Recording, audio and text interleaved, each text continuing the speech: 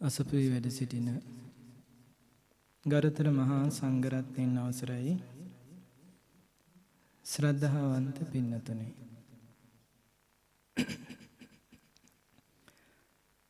මේ ලෝකේට සැනසෙල්ල පිණිස සැපේ පිණිස එකම එක පුද්ගලයෙක් පහළ වෙනවා. ඒ උත්තමයන් වහන්සේගේ පහළවීම අවිද්‍යාව නැමැති කඩතුරාව ඉරා දමන එක. සතර අපායේ දොරටු වහන එක. සාගර පිරෙන්න ලේ කඳුළු හලපු ගමන අවසන් කරන්නට උපකාර කරන කෙනෙක්. ඒ භාග්‍යවතුන් වහන්සේ තමයි ලෝකේ සැනසෙල්ල, සැපය, සෞභාග්‍ය. ඒ බුදුරජාණන් වහන්සේ කලාතුරකින් තමයි ලෝකෙට පහළ වෙන්නේ. මේ ලෝකේ තනතුරු ගොඩාක් තියෙනවා. ඒ තනතුරෙන් කෙනෙක් අයින් වෙනකොට තව කෙනෙක් එතනටපත් වෙනවා. සක්දෙවිඳු කියන්නේ තනතුරක්. සක්දෙවිඳු චුත වෙනකොට තව කෙනෙක් එතනට එනවා. මහා බ්‍රහ්මයා කියන්නේ තනතුරක්. බ්‍රහ්මයා චුත වෙනකොට තව බ්‍රහ්මයෙක් එතනට එනවා. හැබැයි බුදුරජාණන් වහන්සේ පිරිනිවන් පානකොට තව බුදු කෙනෙක් එතනට එන්නේ. මාරයා කියන්නේ තනතුරක්. මාරයා චුත වෙනකොට තව කෙනෙක් එනවා එතනට. හැබැයි බුදුරජාණන් වහන්සේ පිරිනිවන් පානකොට තව බුදු කෙනෙක් එන්නේ. සමහර කල්ප 100,000 ගාණක්, කල්ප අසංඛේයයක් ඒ බුදුරජාණන් වහන්සේ දකින්නට ලැබෙන්නේ මිනිස්සුන්ට, දෙවියන්ට. එහෙනම් බුදුරජාණන් වහන්සේ නම දකින්නට ලැබෙනවා කියන එක කලාතුරකින් සිද්ධ වෙන දුර්ලභ දෙයක්. ඒ බුදුරජාණන් වහන්සේගේ නම බුද්ධ කියන වචනය අහන්ත සංසාරේ පින් කරලා තියෙන්න ඕනේ. බුදු කෙනෙක් දකින්නට ආසාවෙන් පින් කරපු අයට බුද්ධ කියන වචනේ ඇහෙනකොටම ඇඟේ මවිල් කෙලින් වෙනවා. හිරිගඩු පිපෙනවා. එච්චර ආසාවෙන් අහන්න හිටපු වචනයක්.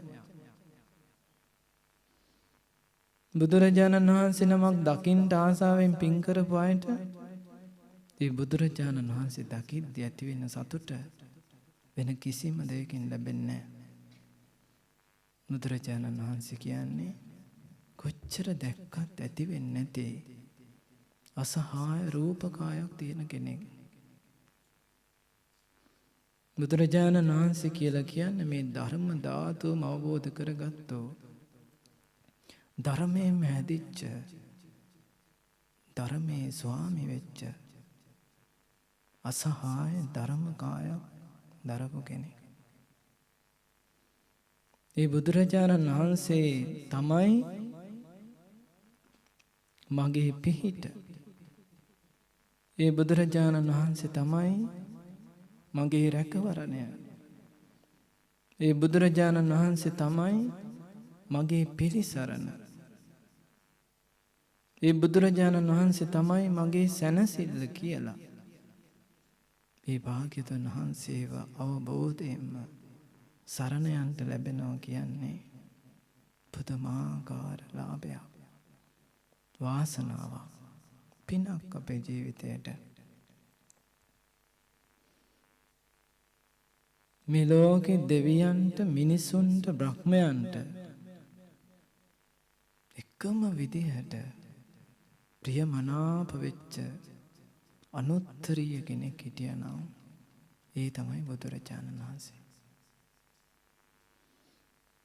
ඒ බුදුරජාණන් වහන්සේගේ බුදු මුවින් වදාළ ධර්මයේ තමයි මේ ලෝකේ අහන්න තියෙන ලස්සනම වචන. අහන්න තියෙන සුන්දරම වචන. අර්ථ සහිතම වචන. ප්‍රතිඵල තියෙනම වචන. ඒ බුදුරජාණන් වහන්සේ සම්බුදු මුවින් යම් ධර්මයක් දේශනා කරලා ඒ ධර්මය සවන් යොමු කරගෙන ආලා ඒ ධර්මය මතකේ තියාගෙන ඒ ධර්මය පුරුදු කරලා බුදුරජාණන් වහන්සේගේ හද මණ්ඩලෙ ඉපදිච්චා හිටියා. බුදුරජාණන් වහන්සේගේ නැන මණ්ඩලෙ ඉපදිච්චා හිටියා. බුදුරජාණන් වහන්සේගේම දරුවෝ කියලා කියපු පිරිසක් හිටියා. ඒ තමයි රහතන් වහන්සේලා. එතකොට මේ ලෝකෙ බුදුරජාණන් වහන්සේ සරණ ගියාට පස්සේ ඊළඟට සරණ යන්න වෙන දෙයක් නැහැ ධර්මය ඇරෙන්න. ධර්මයේ සරණ ගියාට පස්සේ ඊ අතර සරණ යන්න මේ තුන් ලෝකෙම කිසි දෙයක් නැහැ. සංඝ රත්නය. ඒ තිසරණේ ඇරෙන්න මේ සසර ගමනේදී සරණ යන්න වෙන දෙයක් නැහැ. ඒ තිසරණේ තමයි අපිට මේ ලැබිලා තියෙන්නේ. ඉතින් අද මම මේ පින්නතුන්ට කියලා දෙන්නේ ඇත්තටම එදා බුදුරජාණන් වහන්සේ ඒ බුදුරජාණන් වහන්සේගේ නම ඇහෙද්දී ඇඟ කිලිපලා ගියානේ. ඒකා හිටපු පින්වන්ත මිනිස්සුන්ගේ. ඒතකොට යම් ගමකට නගරයකට භාග්‍යවතුන් වහන්සේ වඩිනවා කියද්දි මිනිස්සුන්ට ඇති වෙච්ච හැඟීමක් තිබුණා. ඒ භාග්‍යවතුන් වහන්සේ ගැන මිනිස්සු දැනගත්තු විදිහක් තිබුණා. ඒක අදත් අපට ඇති කරගන්න පුළුවන් කියලා කියන්න. භාග්‍යවතුන් වහන්සේ යම් ගමකට නගරයකට නියම් ගමකට වඩිද්දී ඒ ගමේ පැතිරිලා යනවා. කොහොමද පැතිරිලා යන්නේ? ඒ භාග්‍යවතුන් වහන්සේ කාන්තේම අරහං. ආයි වැඩි විස්තර කියන්න ඕනේ නැහැ. අරහං කියන්තිම මේ මිනිස්සු දන්නවා භාග්‍යවතුන් වහන්සේ කොයි වගේද කියලා. දැන් අද අපිට ඒක එහෙම වෙන්නේ අද අරහං කියන එක ආයේ සිංහලෙන් කියලා දෙන්නවා. හැබැයි එදා ඇති වෙච්ච හැඟීම ඇති කරගන්න පුළුවන්. අරහං කියන එක අර්ථ වශයෙන් බොහෝ කාලයක් සිහි කරනකොට අරහං කියද්දිම මතක් වෙනවා. මේ භාග්‍යවතුන් වහන්සේ කවුද කියලා. අන්න ඔතනට අපේ හිත ගන්න ඕනේ. අරහං කියන්නේ ඇයි? භාග්‍යවතුන් වහන්සේ රාග, ද්වේෂ, මෝහ දුරු කරපු කෙනෙක්. සම්මා සම්බුද්ධ කියද්දිම ඇති වෙන්න ඕනේ ප්‍රීතිය. ඒක ඇති වෙන්න නම් සම්මා සම්බුද්ධ කියද්දිම ඒකේ අර්ථය එන්න ඕනේ. ඒ සම්මා සම්බුද්ධ කියන්නේ ගුරුපදේශ නැතුවම මේ ලෝකේ සත්‍ය හැමදාම පවතින සත්‍ය චතුරාර්ය සත්‍ය අවබෝධ කරගන්න නිසා. විද්‍යාචරණ සම්පන්න කියද්දිම ඇඟ කිලිපොලා යන්න ඕනේ. මොකද ඒ වගේ ආයේ ලෝකේ නැහැ. මේ ලෝකේ එකම කෙනෙක් ගැන කියන්නේ. මේ ඔක්කොම කියන්නේ එකම කෙනෙක් ගැන. අවබෝධයෙන්ම ජීවත් වෙච්ච භාග්‍යවතුන් වහන්සේ. විද්‍යාවන් කියන්නේ භාග්‍යවතුන් වහන්සේට තියෙන නම විද්‍යා. හැසිරීම කියන එක, චරණ ධර්ම කියන එක භාග්‍යවතුන් වහන්සේගේ ජීවිතේ වෙන් කරන්න බෑ. විද්‍යාවටම ගැලපෙන චරණ හැසිරීම. කියන්නේ එකක් කරන්න එකක් නෙමෙයි. තියෙන එකක් පෙන්වන්න වෙන එකක් නෙමෙයි. තියෙන දේම පෙන්වන්නේ විද්‍යාවට අනුව. අවබෝධයට අනුව තමයි ජීවත් වෙන්නේ භාග්‍යවතුන් වහන්සේ. ඒ අවබෝධය හැසිරීමෙන් දකින්න තිබුණා.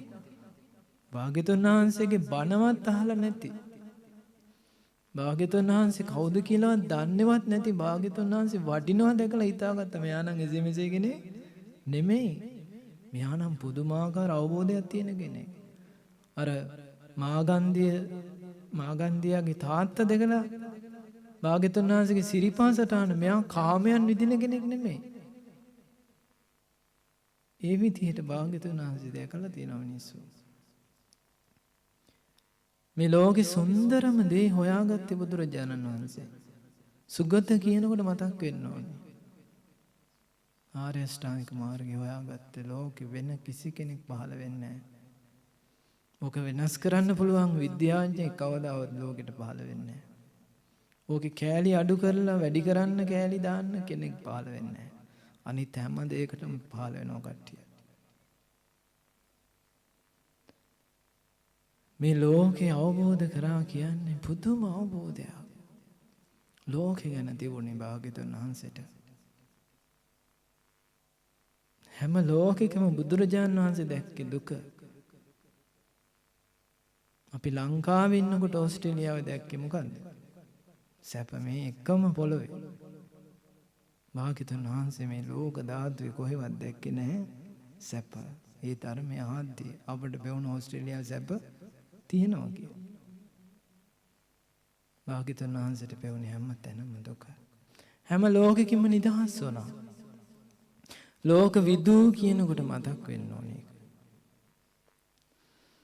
භාග්‍යතුන් වහන්සේ තරම් මේ සත්වයන්ව দমনය කරන්නට, සංසිඳවන්නට, ශාන්ත කරන්නට, සංවර කරන්නට, පාලනය කරන්නට දක්ෂ කෙනෙක් ලෝකෙ කොහෙවත් නැහැ. අඟුලිමාලට එක වචනයයි කියන්නේ. අඟුලිමාලගේ නම ඇහෙනකොට කලන්තේ හැදිලා සිහි නැති වෙලා මැරිච්ච මිනිස්සු ඉඳලා තියෙනවා. අඟුලිමාල කඩුව අරන් මිනිහාගේ බෙල්ල කපන්න ඕනේ නැහැ. ළඟට එන්න කලින් හදවත පැලිලා මැරෙනවා. මේ අඟුලිමාල බුදු කෙනෙක් පස්සේ හැතැම්ම ගානක් දුවනවා.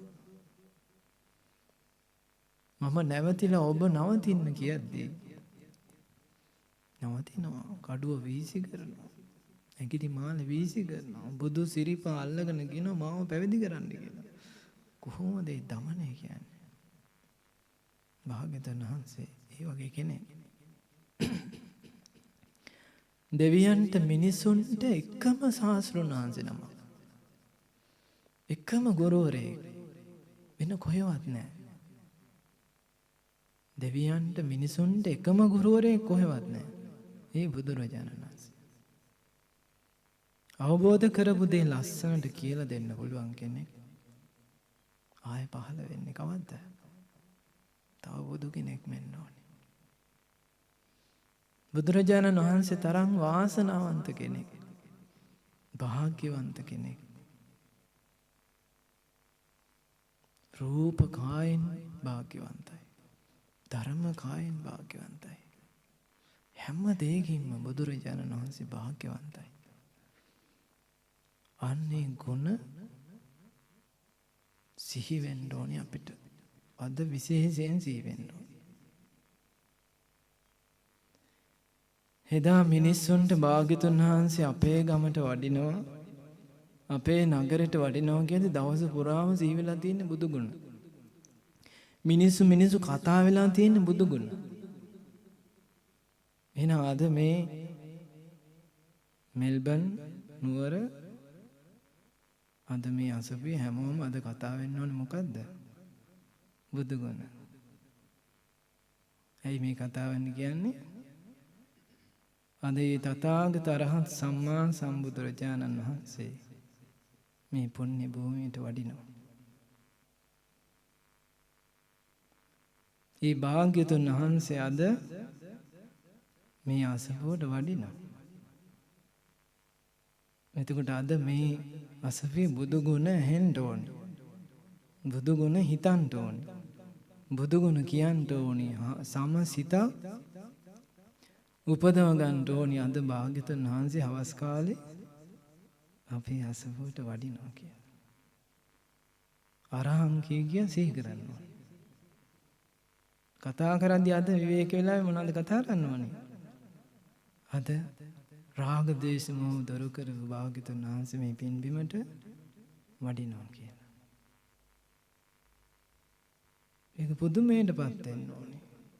සතුටටපත් වෙන්න ඕනේ. ඒ නිසා අද සිහි කරන්න බුදු ගුණ. ආයෙමත් සිහි කරන්න බුදු ගුණ. භාග්‍යතුන් වහන්සේ අද මේ පින්බිමට වැඩම කරනවා කියලා. ඊට පස්සේ භාග්‍යතුන් වහන්සේ ලංකාදීපයට වැඩි රහතන් වහන්සේලා 500ක් එක්ක නේද? කොහොම වුණත් භාග්‍යතුන් වහන්සේ මේ ධර්ම චක්‍රය ප්‍රවර්තනය කරද්දී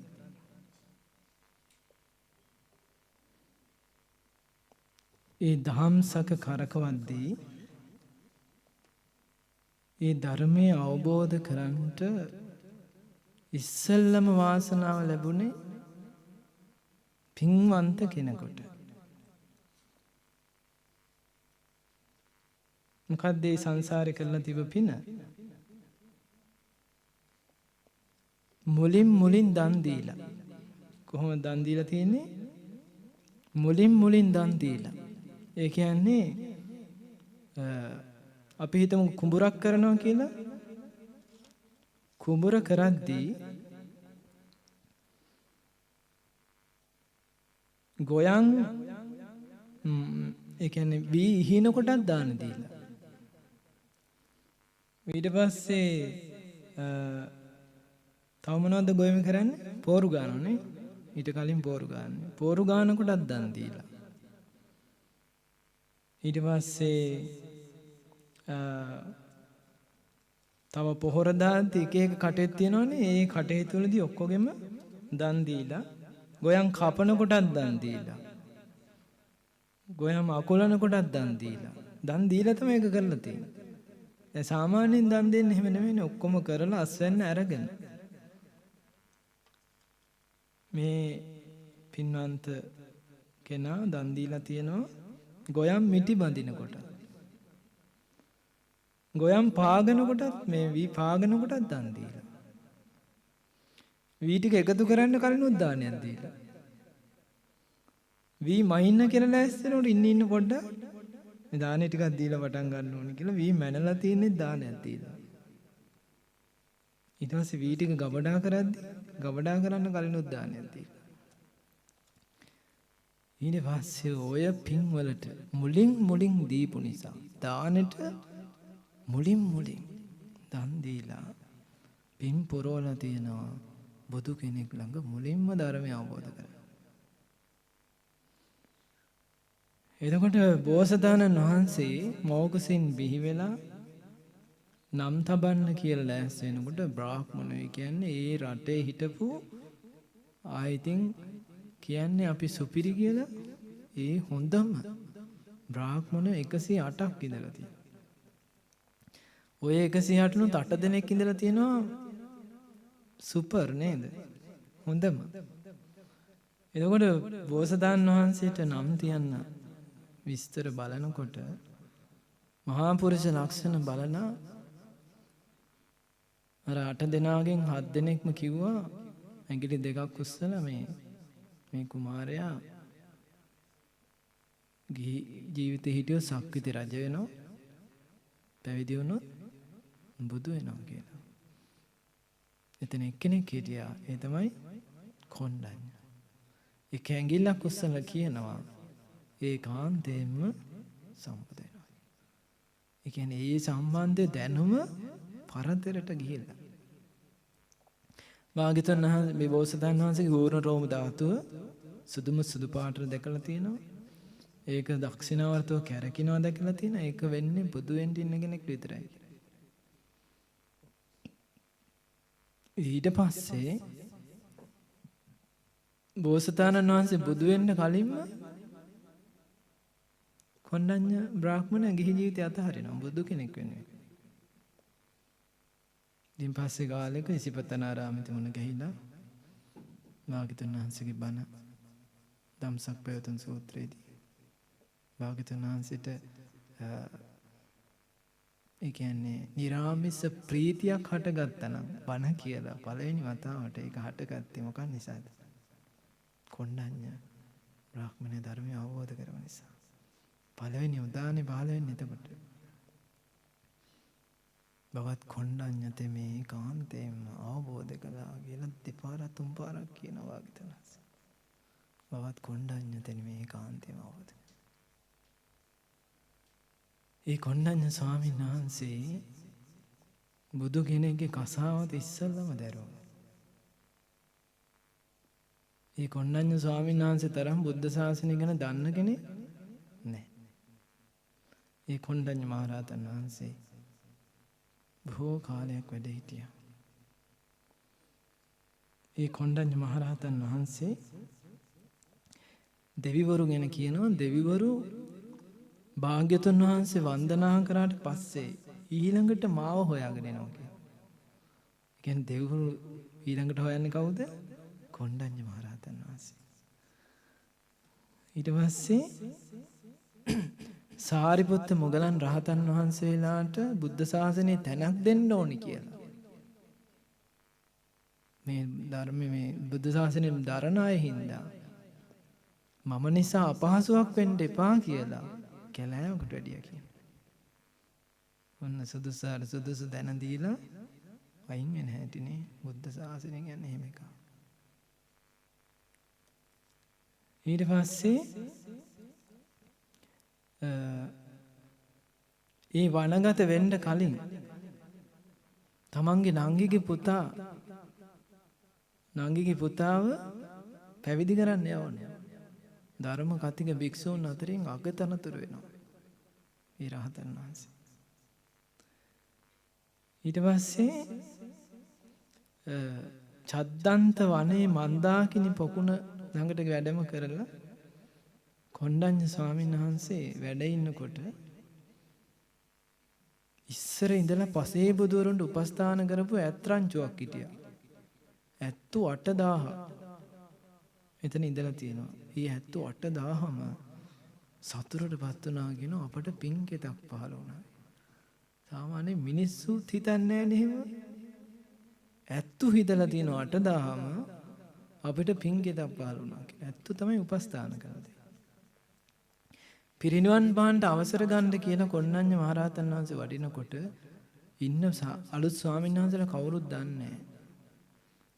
එතකොට දැන් රාහුල් මේ වැවිලා අර ඉන්න විදිහට සමහරට හිතන්නේ 아무තු කෙනෙක් කියලා. ඒක වළක්වන්න ඈත ඉඳලම කියනවා. භාග්‍යවතුන් වහන්සේ මම කොණ්ඩඤ්ඤ. එක්කෙනෙක් හරි අපහැදුනා නම් එයාට බොහෝ කාලයක් අයහපත වෙනවා. බලන්න කරුණාව එතන. මේ භාග්‍යවතුන් වහන්සේට වන්දනා කළා තමයි ආපහු එතන ගිහිල්ලා පිරිනවන් පාන. ඇත්ත කොංචනාද කරා කියන දුකට. ඒ කොණ්ඩඤ්ඤ මහරහතන් වහන්සේ චද්දන්ත විලට වඩිද්දී ඇත්තු 8000ක් සතුටු වුණේ යම් විදිහකටද. අද අපි ඊට වැඩිය සතුට වෙන්න ඕනේ. ඇයි අපි ඇත්තුද? අපි කවුද? අපි මිනිස්සු. ඒ නිසා අපි අද සතුට වෙන්න ඕනේ. කොණ්ඩඤ්ඤ මහරහතන් වහන්සේ අපේ අසපුවට වඩිනවා කියලා. ප්‍රීතියෙන් පිනා යන්න ඕනේ මේ ලෝකේ. රහතන් වහන්සේලා බිහි වෙන්න පුළුවන් අසංකේය ගාන. ඒ වුණාට පළවෙනියටම ධර්මය අවබෝධ කරව කෙනා වෙන්න ඒ කාටවත් බෑ. ඒ තමයි කොණ්ඩඤ්ඤ මහරහතන් වහන්සේ. ඒ කොණ්ඩඤ්ඤ මහරහතන් වහන්සේ හවස් කාලේ මේ පුණ්‍ය භූමියට වඩිනවා කියලා සතුටු වෙන්න.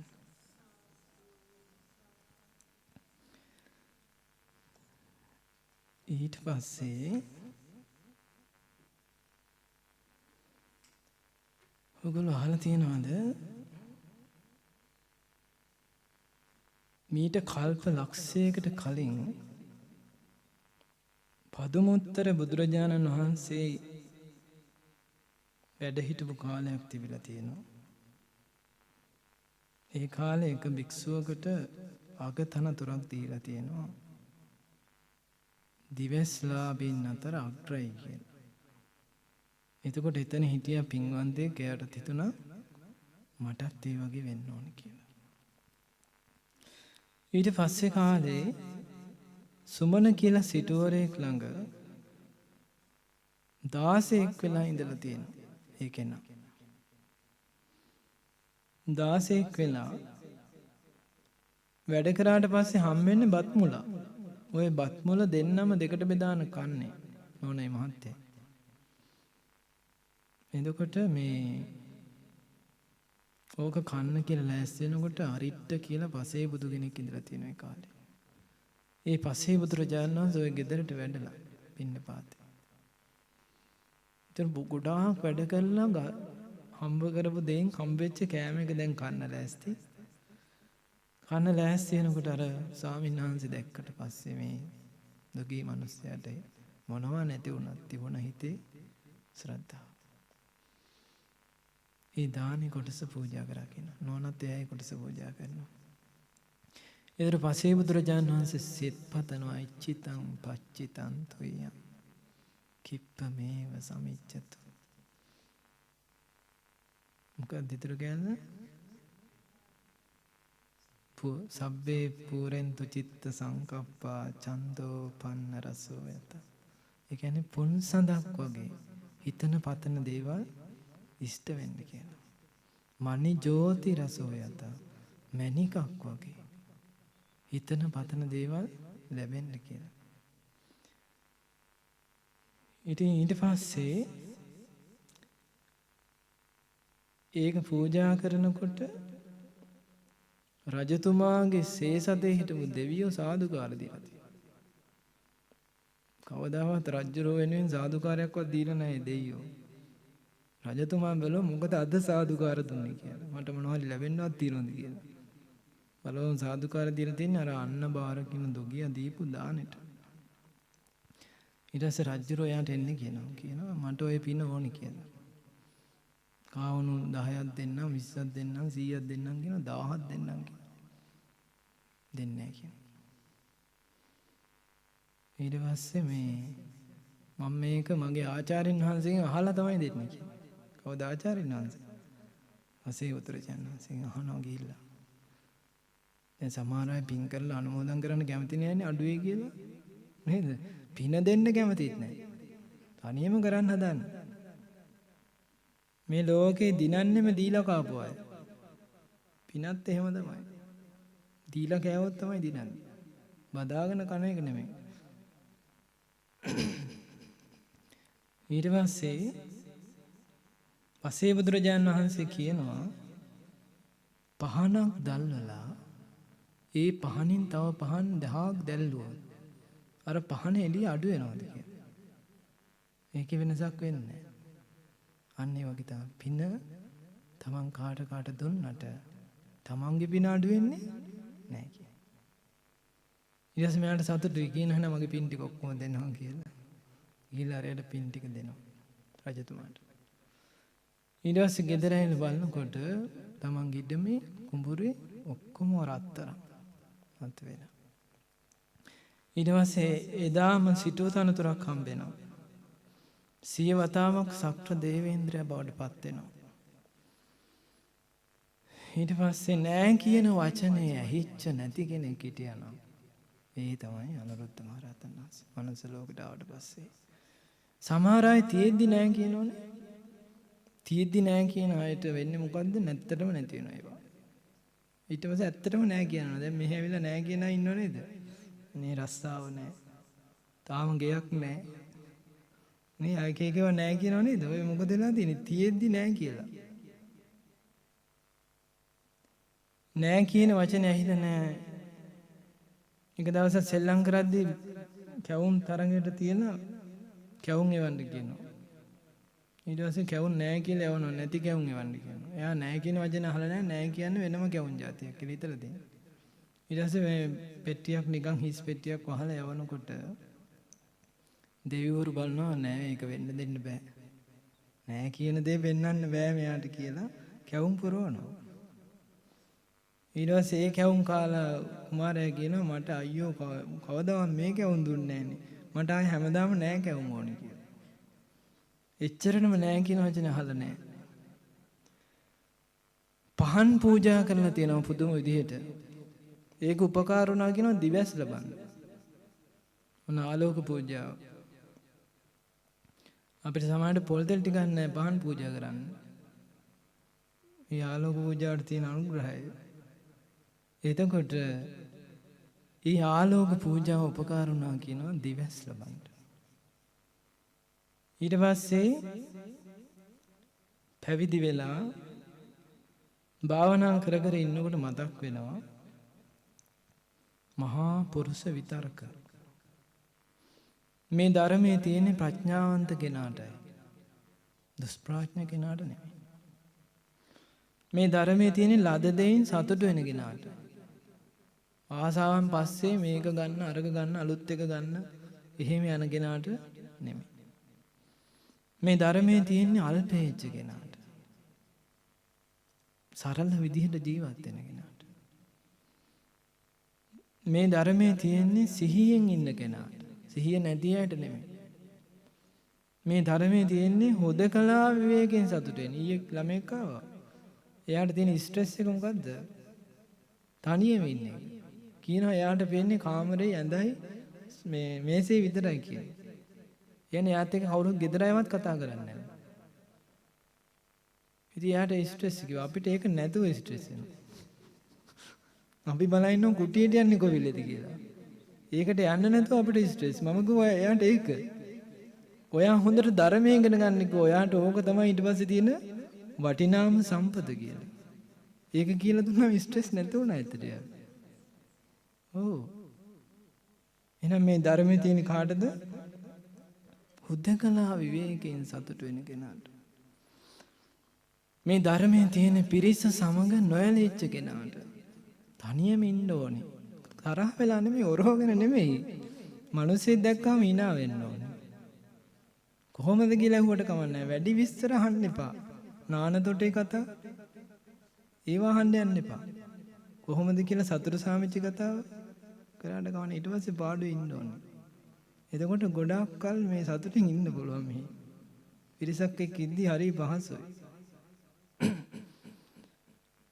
මේ ධර්මයේ තියෙන සමාහිත සිත් තියෙන කෙනාට. සමාහිත සිත් නැති කෙනාට නෙමෙයි. ඉතින් ඔය පුරුෂ විතරක ටික හිතේ හිත ඉන්නකොට භාග්‍යතුන් වහන්සේට පේන්න ගත්තා. මේ මහා පුරුෂ විතරක හිතන නම් කොයි වගේ කෙනෙක් වෙන්න ඕනි කියනවද? මහා පුරුෂයෙක් වෙන්න ඕනේ. භාග්‍යතුන් වහන්සේ වඩිනවා. සාදු සාදු කියන අනුමෝදන් වෙලා කියන මම ඔකට තව එකක් එකතු කරන්නම් කියනවා. භාග්‍යතුන් වහන්සේ දේශනා කරනවා මේ ධර්මයේ තියෙන්නේ කෙලෙස් සහිත සිතුවිලි හිතන කෙනාට නෙවෙයි. කෙලෙස් සහිත සිතුවිලි හිතන්නේ නැතුව ඉන්න කෙනා. ප්‍රපංච නැති කෙනාට. ඔන්න ඔය කාරණේ ඔළුවට ගත්තා. අර කරුණුත් එකතු කරගත්තා. භාවනා කරා. අරහත්ත්වයට පත් වුණා. මලන බුදු කෙනෙක් දෙන්නේ මොකද්ද? චුට්ටම චුට්ටයි. ප්‍රඥාව තියෙන කෙනාට බුදු කෙනෙක්ට පුංචි දෙයයි සිහි උපදවන්නේ. ඒකයි බුදුරජාණන් වහන්සේගේ ධර්මයේ කාට තියෙන්නේ? ප්‍රඥාවන්තයිට. මේ මහා පුරුෂ විතරක හිතන භික්ෂුවා විඳින සැපේ රජමාලිගාවක ඉන්න කෙනෙක්වත් විඳින්නේ නැහැ. රජමාලිගාවක ඉන්න රජෙක් සූප ව්‍යංජන කකා රස සැප විඳිනවා නම් මේ මහා පුරුෂ විතරක හිතන භික්ෂුව පින්ඩපාතෙන් මේ එකතු වෙලා ඉඳුල් වෙච්ච ආහාරේ වළඳද්දි ලබන සැපය රජුරෝ විඳින්නේ නැහැ කියන්නේ. ඒ කියන්නේ ඒ දානෙට කැමති. අර සූප ව්‍යංජන වල දානට වඩා මේ මහා පුරුෂ විතරක හිතන කෙනා. ඒක රජවරු ඇල්හාලේ බතට කැමති වෙනවා වගේ මේ භික්ෂුවට මේ පිළිණු වෙච්ච පිට්ටුව වළඳන්න පුළුවන් කියන සතුට. එතකොට ලෙඩ රෝග වලට එක එක හොඳ බෙහෙත් ಜಾති හොයද්දී භික්ෂුවට පුළුවන් කියන තමන්ගේම මූත්‍ර වළඳලා සතුටක් ලබන්න. ඒතකොට මිනිස්සු එක එක රජවරු කසීසලු එක එක ඒවා හොය හොයද්දී අර මහා පුරුෂ විතරක හිතන භික්ෂුවට පුළුවන් කියනවා මේ මිනි වලට ඔතපු රෙද්ද අරන් පඳු ගහලා ඒක සතුටින් පොරවන්න. රජෙක් වගේ කියනවා සතුටු වෙන්න. බුදුරජාණන් වහන්සේට දස බලධාරී කියලා කියන්නේ අනුරුද්ධ මහරහතන් වහන්සේට දස බල තියනවා කියනවා ප්‍රමාණයකට. තථාගතයන් වහන්සේට නෑ තරන්නේ. නමුත් ප්‍රමාණයකට තියෙනවා. ඊට පස්සේ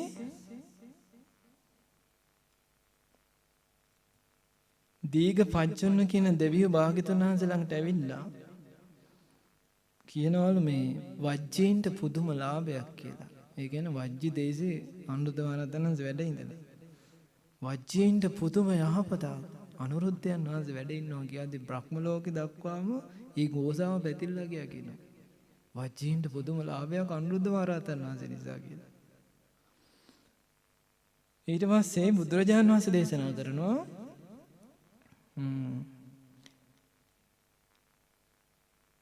මෙන්න මෙහෙම කෙනෙක් හිතුවොත් අපේ පවුලෙනුයි අනුරුද්ධ ස්වාමීන් වහන්සේ පැවිදි වුණේ. එහෙම හිතුවොත් එහෙම ඊයට ගොඩාක් කල් යහපතක් වෙනවා කියනවා. බොහෝ යහපතක් වෙනවා කියනවා. ඒ කට්ටියට පුදුමාකාර යහපතක් වෙනවා. එහෙම හිතුවොත් අපේ පවුලෙන් ගියේ කියලා.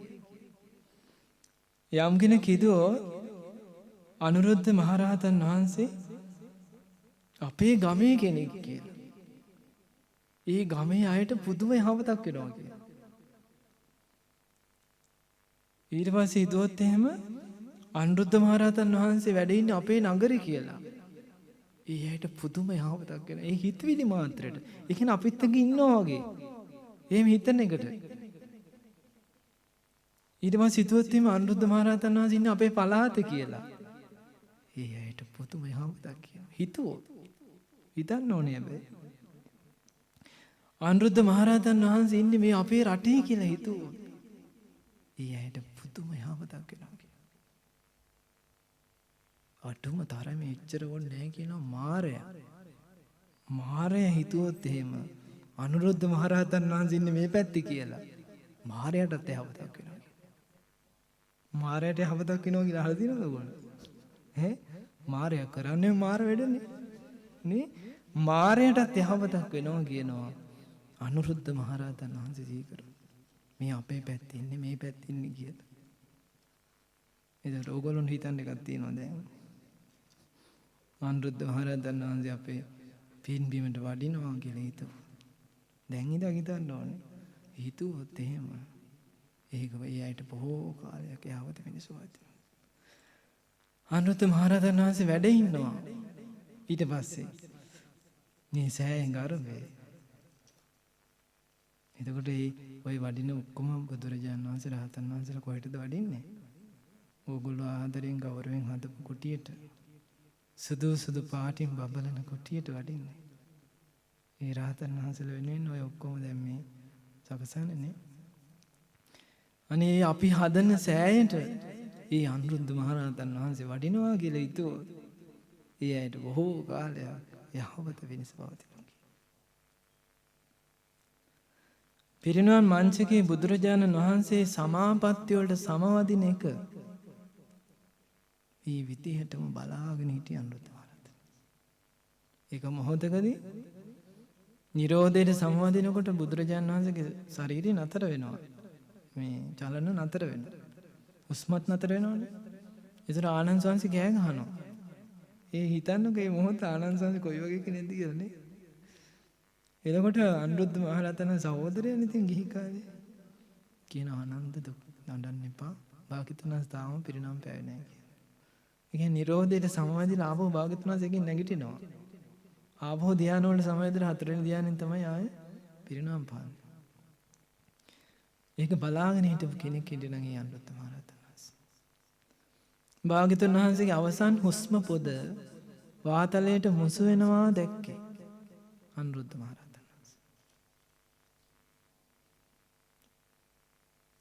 මහා කස්සප මහරහතන් වහන්සේ වඩින කම්ම ඒ කටයුතු ඔක්කොම බැලුවේ අනුරුද්ධ මහරහතන් වහන්සේ. හැබැයි ඒ අතරේ රැයක් එළි වෙනකම් බණ කියන ආනන්ද ස්වාමීන් වහන්සේට. ආනන්ද ස්වාමීන් වහන්සේට රැයක් එළි වෙනකම් බණ කියනවා බුදුරජාණන් වහන්සේගේ පරිනිර්වාණය දරා ගන්න බැරුව අඬන එක වළක්වන්න. හිත හදන්න. සහෝදරත්වනේ. ඊට පස්සේ රජවරු සිටුවරු භාග්‍යවතුන් වහන්සේගේ දේහය දකුණු දොරටුවෙන් ඇරයි යන්න හදනකොට මිනිසුන්ට ඒක කරන්න බෑ. රජවරු කරන්න හදනවා කරන්න බෑ. දැන් ආනන්ද ස්වාමීන් වහන්සේට පේනවා වෙන පිරිසක් ඇවිල්ලා ඒක අදිනවා දෙන්නේ නැතුව. කවුද මේ පිරිස? දෙවිවරු. දෙවිවරු දෙන්නේ නැහැ. ඊට පස්සේ ඇවිල්ලා අහනවනේ අනුරුද්ධ මහරහතන් වහන්සේ කියනවා ඕගොල්ලන්ගේ අදහස වෙන එකක් කියනවා. දෙවියන්ගේ අදහස වෙන එකක්. දෙවියෝ දකින්නවා කියනවා දකුණු දොරටුවෙන් ඇරයි යන්නේ මේ අපරාධ කරපු අය කියනවා. ඒ හින්දා දෙන්නේ නැහැ. භාග්‍යවතුන් වහන්සේකට කොහොමද තියෙන ගෞරවය දෙවිවරු. ඒ භාග්‍යවතුන් වහන්සේ වඩිනවනේ. මේ දෙවිවරු පුදපු භාග්‍යවතුන් වහන්සේ වඩින්නේ.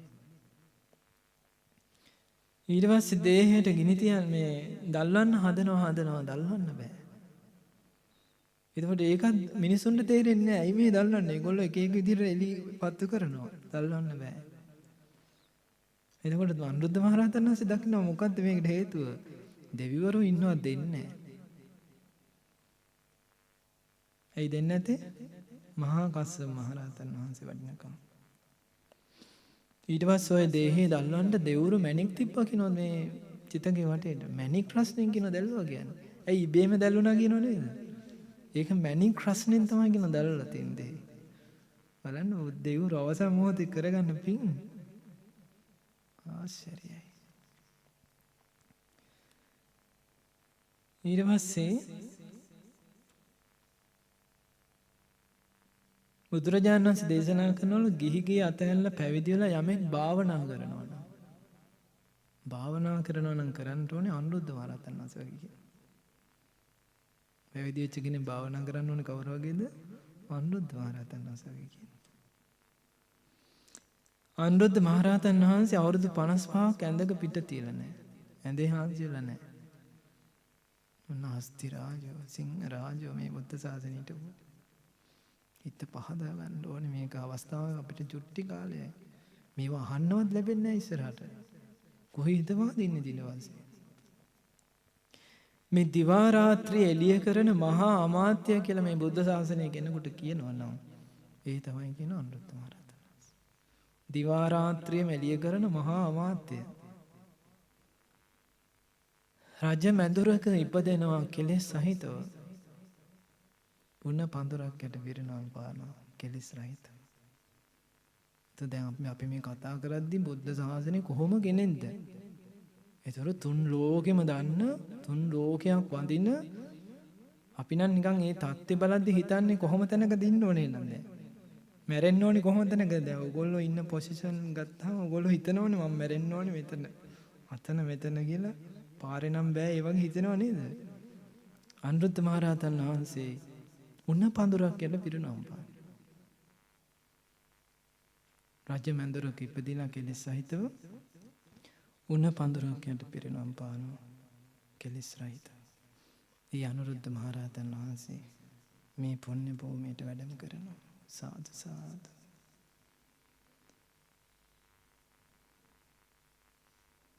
ඊට පස්සේ බුදුරජාණන් වහන්සේ කිඹුල්වත්පුරයට වැඩියනේ. වැඩියට පස්සේ දැන් බලයිනේ කොයි රහතන් වහන්සේ ගැනද කියන්නේ කියලානේ. මම අන්තිමට කියන්නේ. ධර්මයේ දන්නා විතරයි ඉක්මනට දැනගන්න එක. බුදුරජාණන් වහන්සේ කිඹුල්වත්පුරයට වැඩලා දානේ වළඳලා පාත්‍රය දුන්න කෙනෙකුට. පාත්‍රය දුන්නේ නිකන් නෙමෙයි අර්ථයක් ඇතුව. ඒකට ඒ කෙනා එන ආසාවෙන් හිටියා තව කෙනෙකුට. හොඳද? ඊට පස්සේ දැන් පාත්‍රය ගත්තට හිත තියෙන්නේ කොහෙද? ඒ කෙනා ළඟ. මොකද එයා ප්‍රාර්ථනා කරන කෙනාගේ කෙස් ටික ගත්තොත් එහෙම ලෝකේ ඒ වගේ කෙස් තියෙන කෙනෙක් නැති තරම්. එච්චර ලස්සන දත් ටික ගත්තොත් ලස්සනම දත් තියෙන කෙනෙක්. ඒ කියන්නේ මේ පස් කරුණකින් ලෝකේ සියලු දෙනා අභිභව යන්න පුළුවන් කෙනෙක්. පංච කල්යාණ. ඒතර අමතක වෙන්න විදිහක් නැහැ නේ කොහොමද මේ සාමාන්‍ය මුකුත් නැති එකත් මතක් වෙන්නේ මේ දිවා රාත්‍රී නේද කට්ටියට. එතකොට නන්ද කුමාරයාට දැන් නන්ද කියලා කියුණානේ. ඊට පස්සේ දැන් සිහි කර කර යනවා භාග්‍යතුන් වහන්සේ යනවා පැවිදි වෙන්න කැමති කියලා.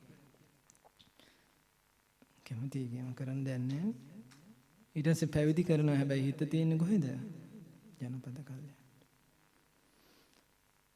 ඊට පස්සේ භාග්‍යතුන් වහන්සේට ගිහිල්ලා භික්ෂුන් වහන්සේට කියනවා දුන් ගානවා සැරසෙනවා අර විවාහයට වගේ සැරසෙරස ඉන්නේ. ඊට පස්සේ භාග්‍යතුන් වහන්සේ ගිහිල්ලා අතින් අල්ලගත්තා. ගමනක් යන්න කියලා එක ගියා. කොහෙද? දිව්‍ය ලෝකෙට යනකොට දෙවි අප්සරාව වෙවිලා වඳිනවා පොදනවා. මේ නන්ද කුමාර මේ ස්වාමීන් වහන්සේ හිතා ගන්න බැයි ලස්සන. ඊට පස්සේ අහනවා මේ කවුද කියලා. කියන මේ දිව්‍ය අප්සරාව කියන. ලස්සනයිද කියනවා. ලස්සන කියන්න වචන නැහැ කියන්නේ. මෙන්න ලස්සන කියන්නේ කියලා. ඊට පස්සේ කියන එතකොට ජනපද කල්යන කියනවා අර හේනක දාපු වැඳිරියක් වගේ කියන. ඊ ආවර ළමයා මම අර කිව්වේ ඊයේම ඔක උනානේ මං කියන්නේ. අද මට කියන්න බන්න. ඊ ආපු ළමයා අර ස්ට්‍රෙස් කිව්වේ. ඒ ළමයාට මේ ගෑල් ළමයෙක් කර තියන්නේ මොකක්ද එක? මොකක්ද ඒ තියෙන එකට කියන්නේ? බූට් එක. බූට් එක තියලා. ඊට පස්සේ ඒකේ දුකක් තියෙනවා තාම. ඊට පස්සේ මම ওই කතාව කිව්වා දැන් මොකක් හරි දෙයක් දැකලානේ ඉතින් ආසෙත් වෙන්නේ නේ. ඒ ලස්සනට හරි කටහඬට හරි ඕක මම කව නන්ද කුමාරයා දිවි ලෝකෙට ගියාට පස්සේ වෙච්ච දේ. ඉතින් ඔයා ඔය ස්ට්‍රෙස් ගත්ත වෙලාවේ බුදුගුණ හිතේ දා හිටියනම් ධර්මයේ හිතේ හිටියනම් ඔයාට දිවි ලෝකේ යන්න දිවන්නේ. ඒ කියන්නේ අපි මෙහි ප්‍රණීතයි කියලා හිතන දේවල් දෙවියන්ට කොයි වගේද? දෙවියන්ට හිඟන්නා වගේ. ඒ කියන්නේ අපි ඒ තැනට සාපේක්ෂව තමයි මේ ආසාව කියන එක තියෙන්නේ. හැබැයි තව තැනකට ඒක ආස කරන්නම බැරි දෙයක්. අපිට මෙහි සෙමසොඩු කියන්නේ අප්‍රියම දෙයක්. හැබැයි പ്രേත ලෝකෙට අපි ගියාම ඒක අපිට ප්‍රණීතම දෙයක් බදාගෙන කනවා කියන්නේ. කාටවත් දෙන්නේ නැහැ කියලා. මෙහි අසූචි කියන්නේ අපි දුවන එක. ඌරෙක් වෙච්ච දවසට අසූචි කියන්නේ. ඌරගේ හිත දකින්න භාග්‍යතුන් වහන්සේ මම මේක තනියම කනවා කියනවා. කාටවත් දෙන්නේ නැහැ කියලා එච්චර හිතෙනවා. දැන් අපිට මේ ලෝකේ අපි බදා ගන්න දේවල් කට්ටියට හුණියම් කරලා නූල් බන්නලා වහදීලා අපි ගන්න හදන දේවල් තියෙනවනේ. ඒවා දෙවියන් අතරට ගියාම තොච්චයි දේවල්. ඔය කාරණේ කලින්ම අවබෝධ කරපු කෙනා මේ ලෝකේ නිදහස් වෙන ඉක්මනටම. ඒක හරිම දුක්ස්කරයි ඉතින්. ඒ තැන සතුටින් ඇලෙනවා. ඉතින් ප්‍රඥාවන්ත මුනිවරු ඒ කාරණේ අවබෝධ කරනවා. නන්ද කුමාරයට ඕක කියනකොට අර ජනපද කල්යාණේ පෙවුනේ වැඳිරියක් වගේ. දාපු හේනක. ඊට පස්සේ කියනවා වගේ 500ක් දෙන්නම් කියන වැඩක් කරන්න ඕන කියනවා. මොකද්ද? කාරණා තුනක් කරන්න ඕන සීලය, සමාධිය, ප්‍රඥාව. ආමං කරන්නම් එදා ඉඳලා හොඳට භාවනා කරන්න. අර ISISලා මිනිස්සු මරන්නේ 72ක් ගන්න. ඒකේ අනිත් පැත්තනේ පිනක් කරලා. ඒකෙන් ගන්න. ඉතින් හැබැයි ධර්මයේ අවබෝධ වෙනවා. එතකොට භාග්‍යතුන් වහන්සේ අපේ නිදහස් වෙනවා. ඉන්ද්‍රිය සංවරය ගැන කියනවා. නන්ද ස්වාමීන් වහන්සේ තරම් ඉන්ද්‍රිය සංවර කරන භික්ෂුවක් නෑ. අගතනතර ලැබෙනවා. ඉන්ද්‍රිය සංවරය නැති අපිට හරිම වටිනව නේද? ඉන්ද්‍රිය සංවර කරපු තුන් ලෝකෙම අග්‍රම කෙනා භාග්‍යතුන් වහන්සේ අරුණාම. ඒ රහතන් වහන්සේ වඳින්න තියෙනවනම් කොච්චර තෑද්ද? ඒ නිසා සාදුකාර දෙන්න. ඒ නන්ද මහරහතන් වහන්සේ අපේ පුණ්‍ය භූමියට වැඩම කරනවා. එතකොට ඉවරයි කියලා හිතාගෙන ඉන්නේ. ඈ? මේ පැත්තේ මිනිස්සු කොච්චර වාසනාවන්තද? හිතා ගන්න බෑ. දැන් මම රහතන් වහන්සේලා කී නමක් ගැන කිව්වද? 3 නම.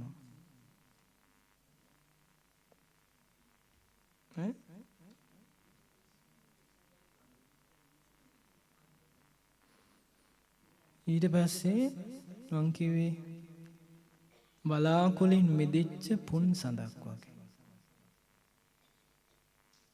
කවුද ඒ රහතන් වහන්සේ? අංගුලිමාල මහරහතන්. කුරිරු හදවතක් තිබිච්ච කෙනෙක්. මිනිස්සු මට අම්මා ඉන්නවා, මගේ අම්මගේ ඇස් දෙක පේන්නේ නැහැ, මං විතරයි ඉන්නේ කියා. මට දරුවෝ ඉන්නවා කියා අඬද්දි ජීවිතේ ඉල්ලලා බෙල්ල කපලා ඇඟිල්ල ගත්තා.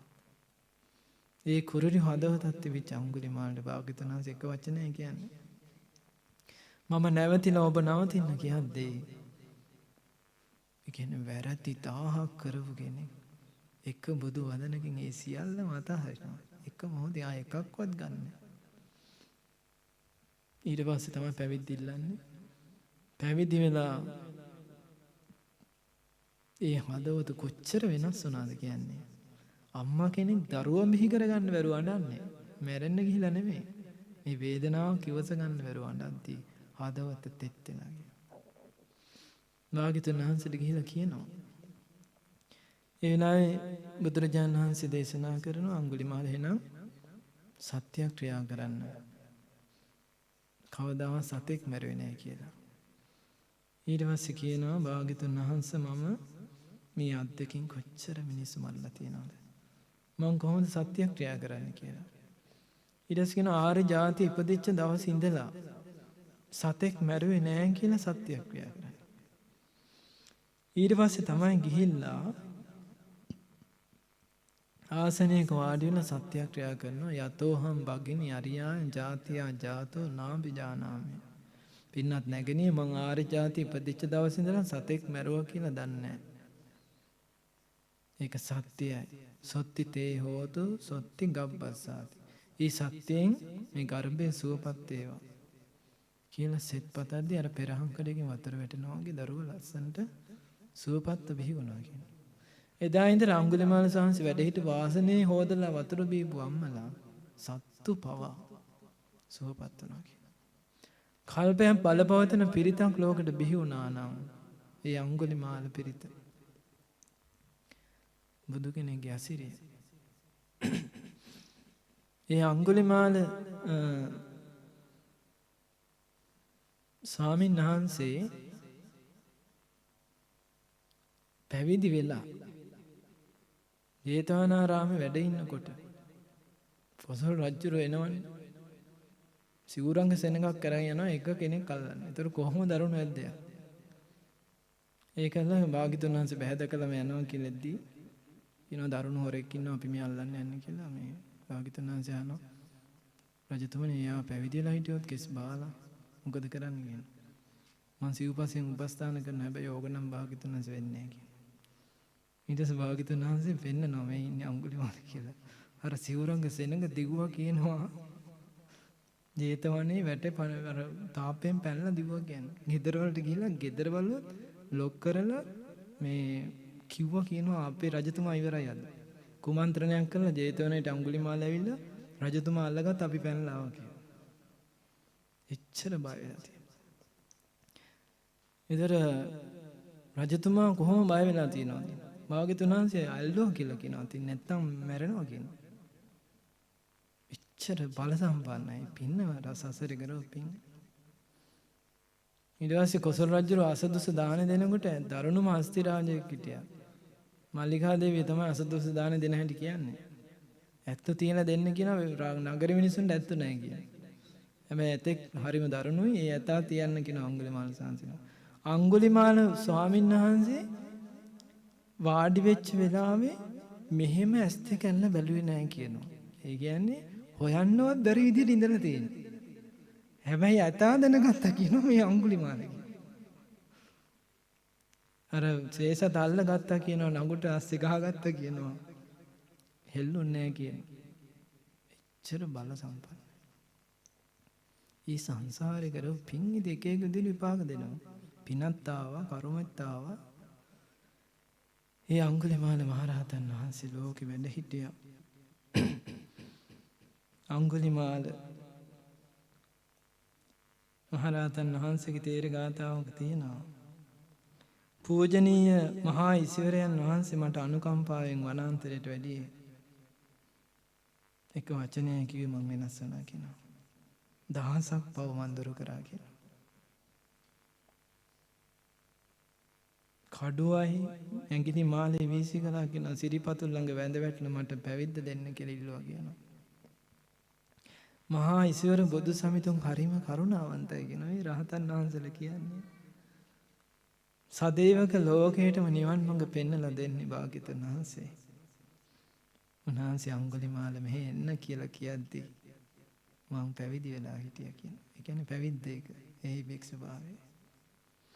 කවුරු හරි කෙනෙක් කලින් ධර්මයේ හැසිරෙන්න පමා වෙලා පව් කර කර හිටියොත් පස්සේ කාලෙක හරි මේ ධර්මයේ හැසිරෙලා අප්‍රමාදී වුණොත් එයා හරියට ලෝකෙ එළිය කරනවා කියන වලාකුලෙන් මිදිච්ච පුණ්‍ය සඳක් වගේ. කවුරු හරි කෙනෙක් තමන්ගේ පව් කුසල් බලෙන් නැති කරලා දැම්මොත් එයා මේ ලෝකෙ එළිය කරනවා කියන්නේ වලාකුලෙන් මිදිච්ච පුණ්‍ය සඳක් වගේ.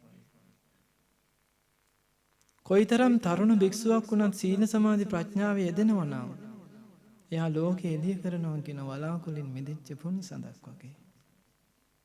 මගේ හතුරන්ටත් ඇහෙන්න ඕනේ මේ භාග්‍යවතුන් වහන්සේගේ ධර්මයමයි. මගේ හතුරුනුත් පුරුදු කරන්න ඕනේ සීලයමයි, සමාධියමයි, ප්‍රඥාවමයි. මගේ සතුරොත් ඇසුරු කරන්න ඕනේ භාග්‍යවතුන් වහන්සේ ශ්‍රාවක සංඝයයි කියන සත්පුරුෂය කියන. ඉවසන ගුණයෙන් යුතු මෛත්‍රියට ප්‍රශංසා කරන ඒ උත්තමයන් වහන්සේලාගේ ධර්මය මගේ හතුරෝ දසත්වා. ඒ උතුම් ධර්මයේ මනුගමනය කරත්වා. මගේ සතුරෝ කිසි කෙනෙකුට හිංසා නොකරත්වා. වතුර අදින අය තමන් කැමති දිහාවට වතුර කිනියනවා වගේ. හී වඩුවන් ඊතලවල ඇදාරිනවා වගේ. ලී වඩුවන් කැමති විදිහට ලී දඩු නමනවා වගේ. බුද්ධිමත් කෙනා මේ ජීවිතේ ලස්සනට දමනය කරගන්නවා කියන. ඒක කරන්න පුළුවන් කියනවා. සමහර උදවිය දඬු මුගුරු ගන්නවා කියනවා. දරුණු වචන පාවිච්චි කරනවා කියනවා. මිනිසුන්ව දමනය කරන්න. හැබැයි මගේ අකම්පිත බුදු සමිත කිසිම දඬු මුගුරක් නැතුව අවියෝයදයක් නැතුව තමයි කියනවා මාව දමනය කළේ. ඉස්සර මට අහිංසක කිව්වේ අහිංසකකම නැතුව තියෙද්දි. දැන් මං ඇත්තටම අහිංසකයිද මිනිස්සු මට අඟුලිමාල කියනවා. අඟුලිමාල කියන්නේ ඇඟිලිමාලේ දාගෙන ඉන්න එක. දැන් තමයි කියනවා ඇත්තටම මං අහිංසක. අඟුලිමාල නමින් ප්‍රසිද්ධ වෙච්ච හොරා වෙච්ච මාව සසර සැඩපහරකට අහුවලා යන්තී බුදුරජාණන් වහන්සේ මාව බේරගත්තේ. ඉස්සර මං අත්තර ලේ තවරගෙන හිටියේ. හැබැයි මේ තිසරණෙන්ද පැමිණීමේ ආනිසංස බලන්න. මේ භවයට බඳින සියලු රැහන් මං කඩලා දැම්මනේ. දහසක් පව් හිතට එද්දි කොහොමද ඒක අමතක කරලා මේක කඩලා දාව හැටි? අපිට කඩන්න කොච්චර වීරිය ගන්න පුළුවන්ද නේ? අර අඟුලිමාලට මැවි පේනවා ඇතිනේ මරපු මිනිස්සු කෑ ගහන්න ඇති බෙලි කපද්දි.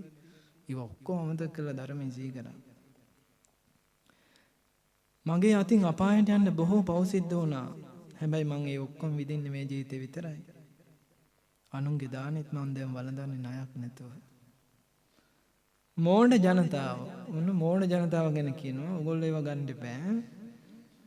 බාහිර වැඩ කටයුතු වලට මුළු ජීවිතේම කැප කරනවා. වෙලාවක් නැහැ නේ ස්වාමීන් වහන්සේ. හරියට වැඩ. මම ওই වෙලාව නැති කිනාට මම දැන් ලස්සන කතාවක් කියනවා. මෙතනත් ඉන්න මගේ කියපු අය.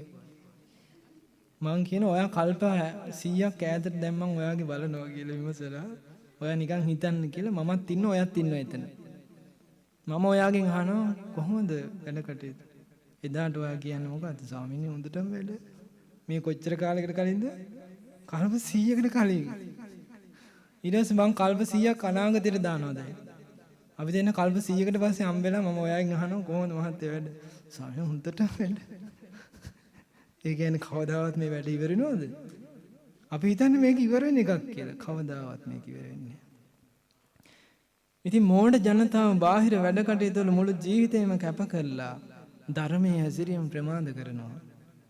නමුත් බුද්ධිමත් කෙනා අප්‍රමාදීව ධර්මයේ හැසිරෙන්නේ හරියට ලොකු ධනයක් රකින්නවා වගේ. එයාට අප්‍රමාදී නැත්තම් වැඩක් නැහැ. ඒක ලොකු ධනයක් එයාට.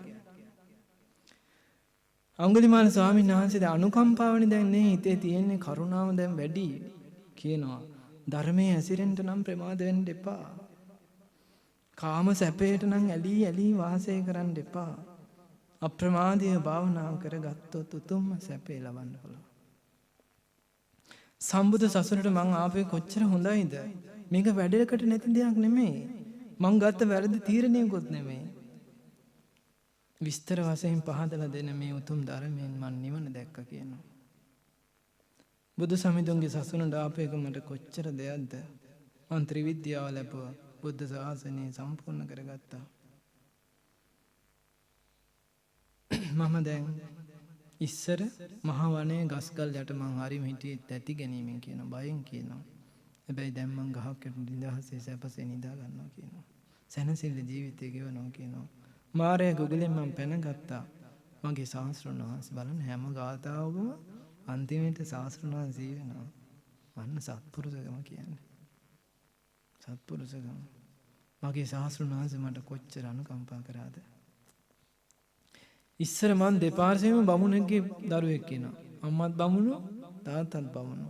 මං ඒකට ආඩම්බරුනේ. දැන් මං ආඩම්බරන්නේ ඒකට නෙමෙයි කියනවා. මම දැන් ධර්ම රාජ සුගතයන් වහන්සේගේ දරුවෙක්. ඒක තමයි කියන මට තියෙන ලොකුම ආඩම්බරය.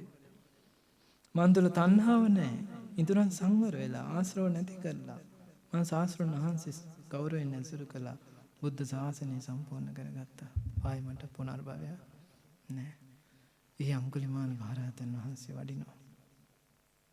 ඒ අඟුලිමාල මහරහතන් වහන්සේ අද අවසට අපේ අසපුවට වඩිනවා.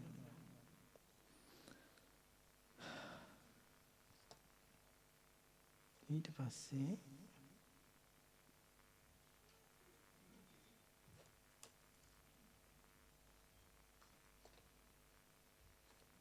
මොනවා වුණත් ඉතින් මනුෂ්‍ය ජීවිතය ලැබුණත්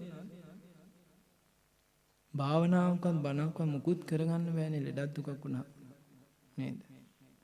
ඒ නිසා නිරෝගී මුනිවරු වැඳ වැඳ පින් කරන්න ඕන නේද? ඒකට අවස්ථාවක් තියෙනවා. ඉතින් මේට අසංකේය කල්ප වලට පෙර අනෝමදස්සි බුදුරජාණන් වහන්සේ වැඩ ඉඳලා තියෙන උදරාබාධයක් ඇතිලා. ඒ උදරාබාධය සුවපත් කරලා තියෙනවා පින්නන්ත මිනිස්සෙක්.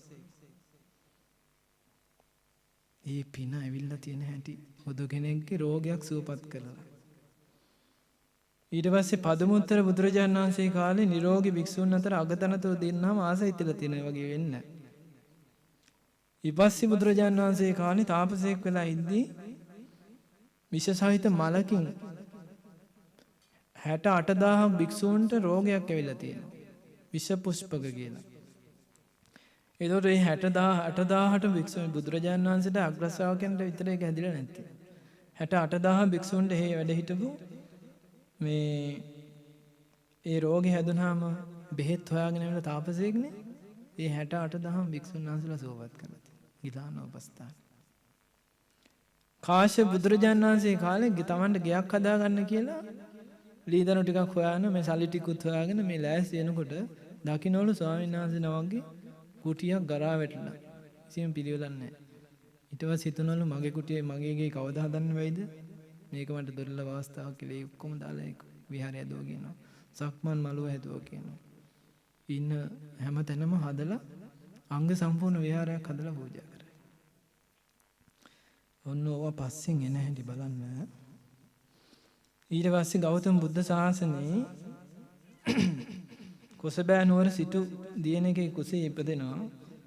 ඉපදිච්ච දවසේ ඉඳලා කන්න හොන්න පිරිලලු ඒකෙට.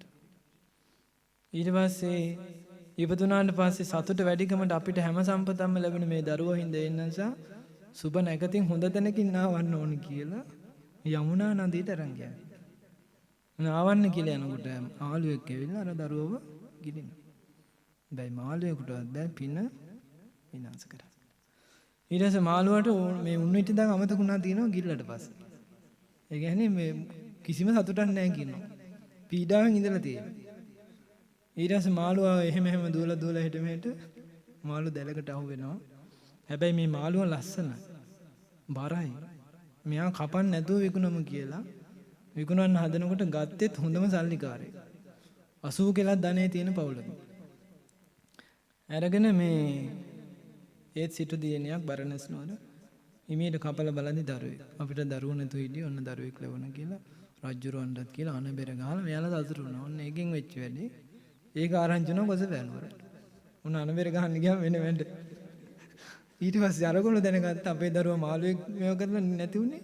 එහෙනම් මේ අපේ දරුවා කියලා මේගොල්ලෝ තොරෙන් ඇවිල්ලා කන්දිහාන ඉඳලා ඇත්ත හොයාගත්තා. ඊට පස්සේ දෙන්න පොර කන්න ගත්තා. රජුරෝ ළඟට අරන් ගිහලා විසඳුවා කුල දෙකටම අයිති කරා. ඒ නිසා නමක් වැටුණා බක්කුල කියලා. ඒ කුල දෙකේම මාලිගා තුන හදලා දුන්නා කියන. එක එක කාල්ටි. අර මොකද්ද තමන්ගේ ගේ හදන්න තියෙද්දි අර කුටිය හදලා දුන්නා. පිනේ නැහැටි සසරේ. ඊට පස්සේ බලන්න මාළුවෙක් ගිල්ලත් මැරෙන්නේ නැහැ. බුදුරුන් උපස්ථාන කරපුවා. සංඝයාට උපස්ථාන කරපුවා. ඊට පස්සේ අවුරුදු 80ක් ජීවත් වෙලා කම්සප වින්දා. අවුරුදු 80 දී පැවිදි වෙනවා. අවුරුදු 80 දී පැවිදිලා රහත් වෙන අවුරුදු 80ක් ජීවත් වෙන අවුරුදු 160. ආයස දීර්ඝ ආයස ලැබුණු රහතන් වහන්සේ. ඊට පස්සේ අජේල කස්සප කියන පරණ යාළුවෙක් ඇවිල්ලා හම්බ වෙනවා මේක තමයි ලස්සනම. පුතුම ලස්සනයි බක්කුල මහරහතන් වහන්සේ. කොච්චර කල් වෙනවද කියලා අහනවා පැවිදිලා. අවුරුදු 80ක් වෙනවා කියනවා.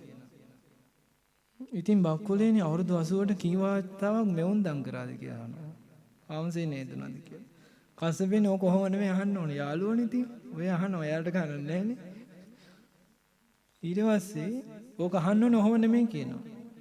අවුරුදු 80ට කීවතාවක් කාම සිතිවිල්ලක් ආවද කියලා අහන්න කියනවා. ඊට පස්සේ ඒ විදිහට අහනවා කියනවා කස්සපේනේ හොඳට අහගන්න කියනවා මං කියන ටික. මගේ පැවිදි ජීවිතේට අවුරුදු 80ක් වෙනවා කියනවා කිසිම කාම සංඥාවක් ඇති වෙන්නේ නැහැ කියනවා. ව්‍යාපාද සංඥාවක් විහිංසා සංඥාවක් ඇති වෙන්නේ නැහැ. කස්සපේනේ මගේ පැවිදි ජීවිතේට අවුරුදු 80ක් වෙනවා ගිහියෙක් දීපු සිවුරක් පිළි අරගෙන නැහැ. උතු මල් පේච්ච ජීවිත. ආයුධයකින් සිවුරු රෙද්දක් කැපුවා කියලා මට මතක නැහැ. මම කැපුවේ නැහැ කියනවා. ඉදි කටුවකින් සිවුරක් මහපු බව මතක නැහැ. ඒ කියන්නේ සිවුරක් හදාගෙන නැහැ. ලැබිච්ච සිවුරක් තියෙනවා නම් ඒක පොරවලා තියෙන්නේ. පඬුගෙන සිවුරකට පඬු පවාගත් බවක් දන්නේ නැහැ. ඒ කියන්නේ හදාගත්ත සිවුරට කවදාවත් පඬු පොවලත් නැහැ. කටින සිවුරක් මැසූ බවක් දන්නේ නැහැ කියන්නේ. මහල නැහැ. කවදාවත්.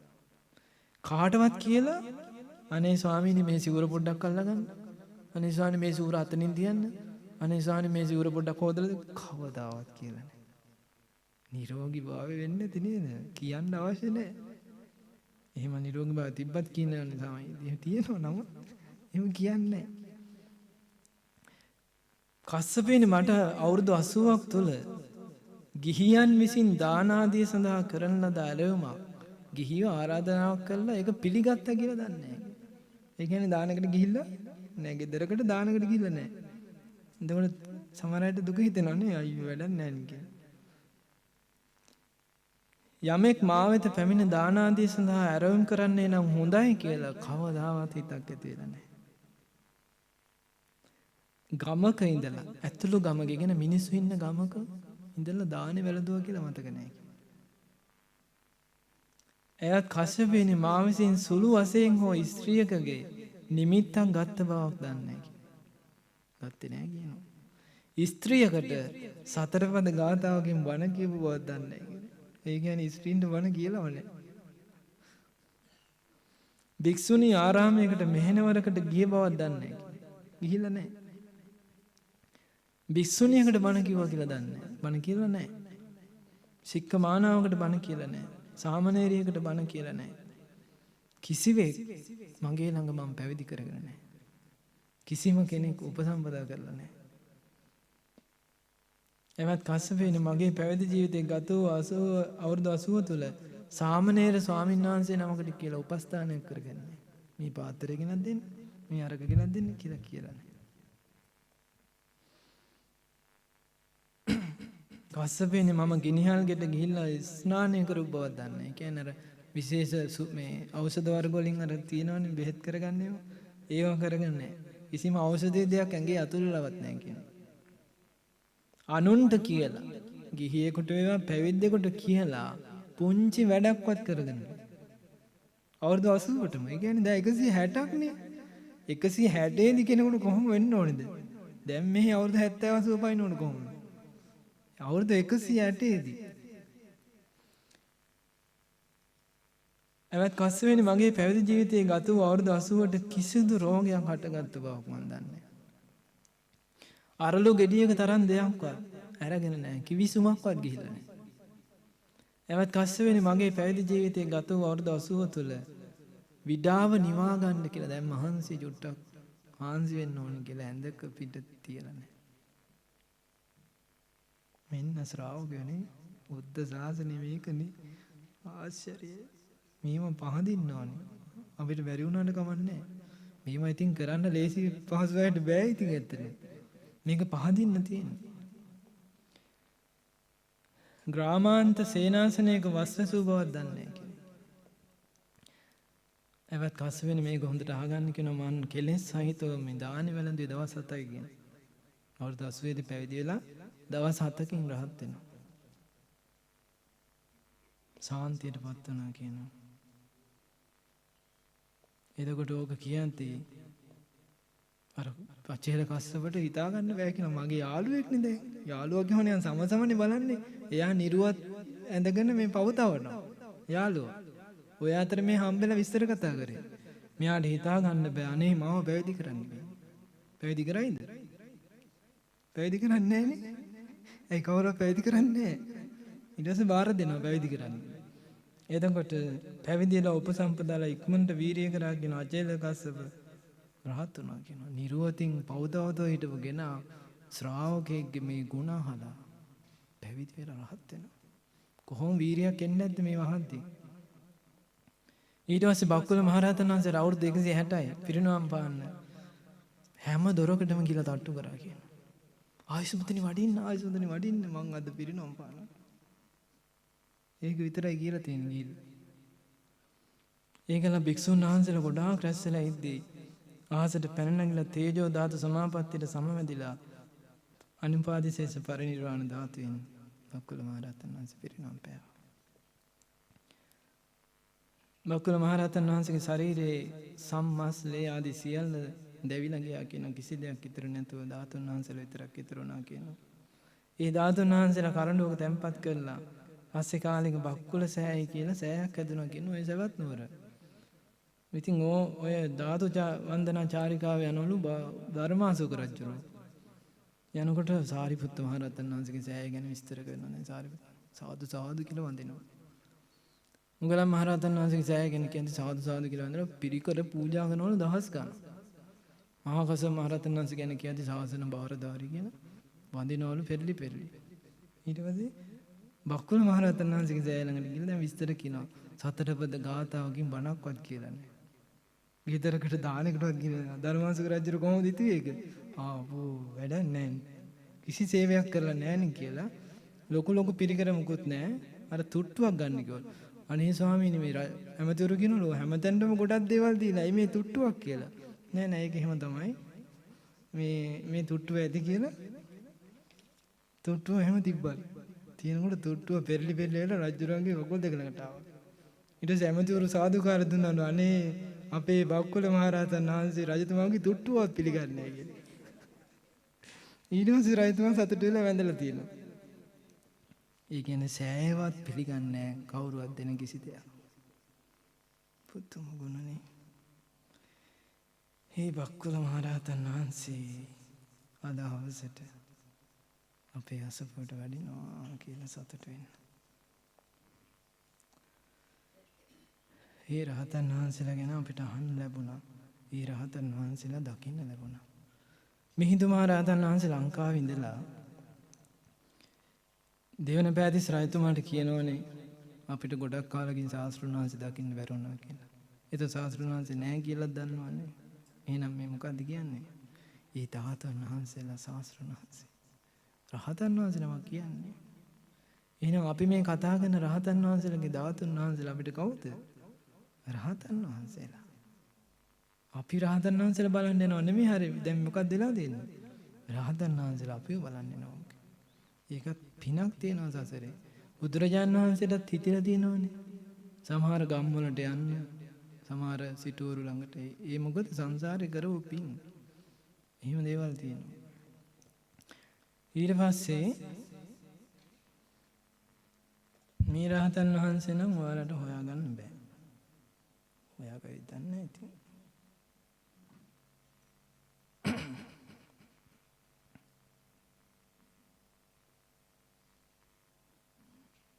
ඔන්න කතාවක් කියනවා එකට. මේ රහතන් වහන්සේ පාසිවරගෙන රජගාන වලට පිණ්ඩපාතේ වඩිනවා. වඩිනකොට එක පුරුෂයෙක් තිප්පිලි වගේක් කරේ තියාගෙන යනවා. එතකොට මේ ස්වාමීන් වහන්සේ අහනවා, "බොල වසලේ උඹේ ওই බන්ධනේ මොනවද තියෙන්නේ කියලා." එතකොට ඒ පුරුෂයා කියනවා, "මේ ශ්‍රමණයා උදේ පාන්දරම මට වයින්න ගත්තනේ. පරස වචනෙන් කතා කරන මොන මූසලකමක්ද මේක? මම මොන වරදක් කරන්නද මට වසලයා කියන්නේ කියලා. මේකට ගැළපෙන්න මාත් හොඳ එකක් කියන්නම් කියලා. බලන්න හැප්පෙන්න කියලා වෙච්ච දේ. ස්වාමීනි මේ බඳුනේ මී පෙටි තියෙනවා කියලා. තියෙන්නේ මොනවද? තිප්පිලි. කිව්වා මී පෙටි කියලා.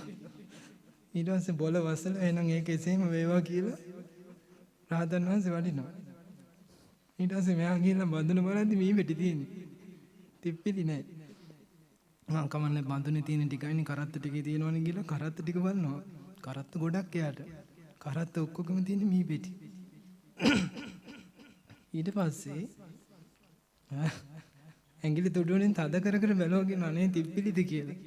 බලෝ ඔක්කොම මී පෙටි. ඊට පස්සේ දැන් හොඳටම දුකයි දැන් මෙයාට.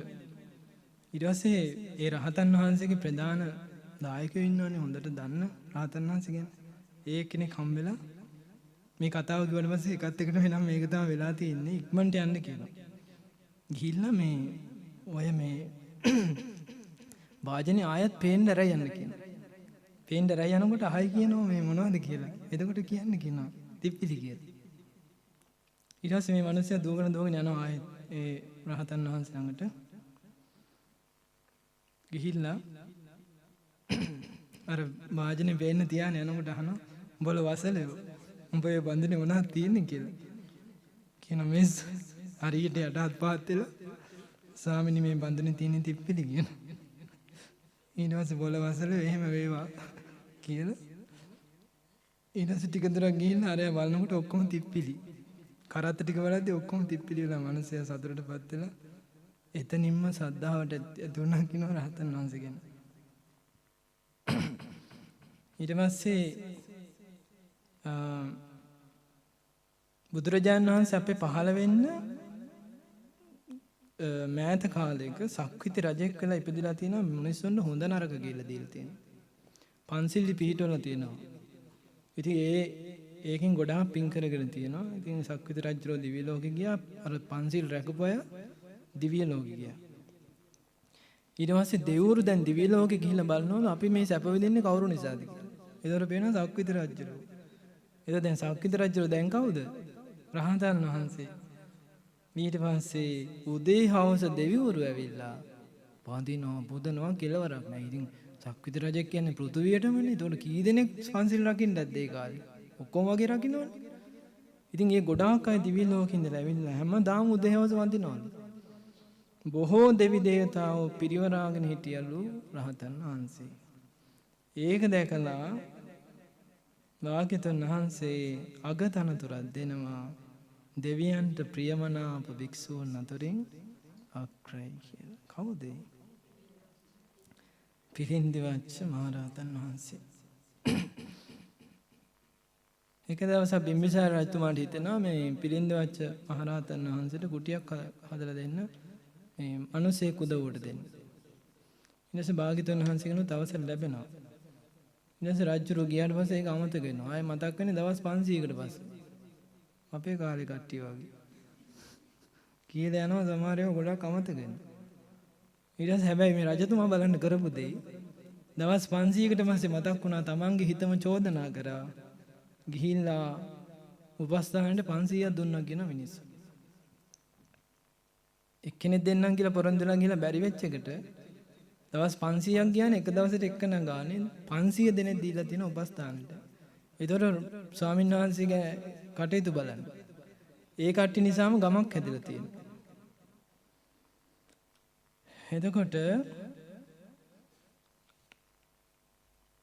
එතකොට ඒ ගමේ ඔක්කොම පිළින්දිවච්ච මහරහතන් වහන්සේ තමයි ගුරුවරයා වගේ දෙයක්. ආරාමික ගම කියලා නම වැටුණා. ඉතින් ওই ගමේ දවසක් පින්ඩපාතේ වන්නකොට එක දුවක් අඬනවා කියනවා. මේ මාලයක් නැහැ කියලා. ඊට පස්සේ රහතන් වහන්සේ කියනවා අර මේ තියෙන වැල් පොටක් ගන්න කියලා. කරකලා ඒක කරට දාන්න. දාවම රත්තරන් මාලයක් වෙනවා. ඊට පස්සේ අර ගමේ ඔක්කොටම ඉරිසියයි දුන්නා. ඒගොල්ලෝ ගිහලා රජුරවන්න කිව්වා මේ රජවරුන්ටවත් නැති මාලයක් මේකෙන් තියෙන මේක හොරකමක් කියලා. ඒ රජුරෝ මේ අරයව හිරට දානවා තාත්තා. එයාගේ. හොරකම් කරා කියලා. ඊට පස්සේ ඔය නඩුව ඔහම ගිහලා බිලින්දවච්ච මහරහතන් වහන්සේ රජෙකුට යනවා දැන්. ප්‍රශ්නේ විසඳන්න. ගිහිල්ලා ඒවට පස්සේ කියන මෙහෙම මාලයක් තිබිලා තියෙනවා. ඊට පස්සේ මේ මොකද කරන්නේ? බිලින්දවච්ච මහරහතන් වහන්සේ අර මාලිගාව රත්තරන් කරනවා. ඒගොල්ලෝ කියනවා බලන්න රජතුමනි ඔබට මෙච්චර දේවල් කරන්න විදියක් නැහැනේ. එහෙනම් ඔබත් හොරෙක් කියනවා. මෙච්චර මාලිගාව මෙච්චර වටින එකක් හදන්න විදියක් නැහැ. ඔයාට ඔය බදු මුදල් වල කියලා ඊට පස්සේ තමයි කරුණු කාරණා තේරුම් කරලා දෙන්නේ. ඉතින් ওই විදිහට පිළින්දවච්ච මහරහතන් වහන්සේ පුංචි දරුවන්ට පවා අනුකම්පාවෙන් උපකාර කරලා තියෙනවා. ඊට පස්සේ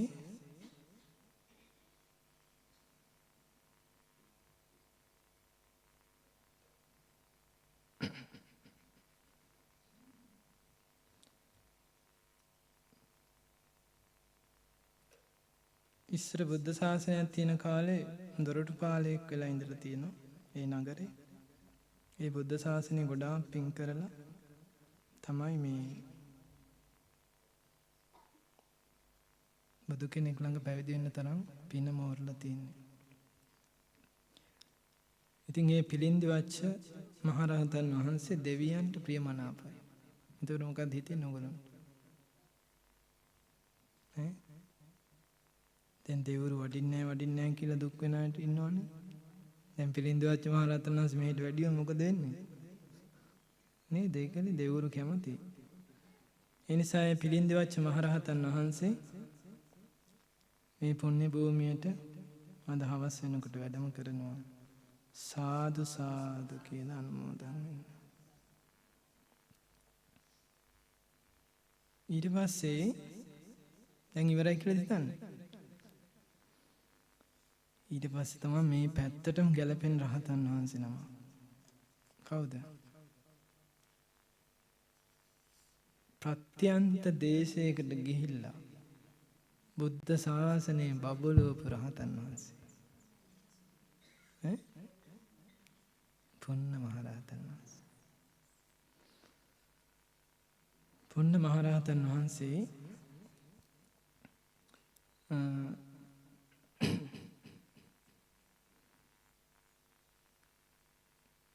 බුද්ධ ශූන්‍ය කාලයක ඉස්සර බ්‍රාහ්මණයෙක් කියලා ඉපදිලා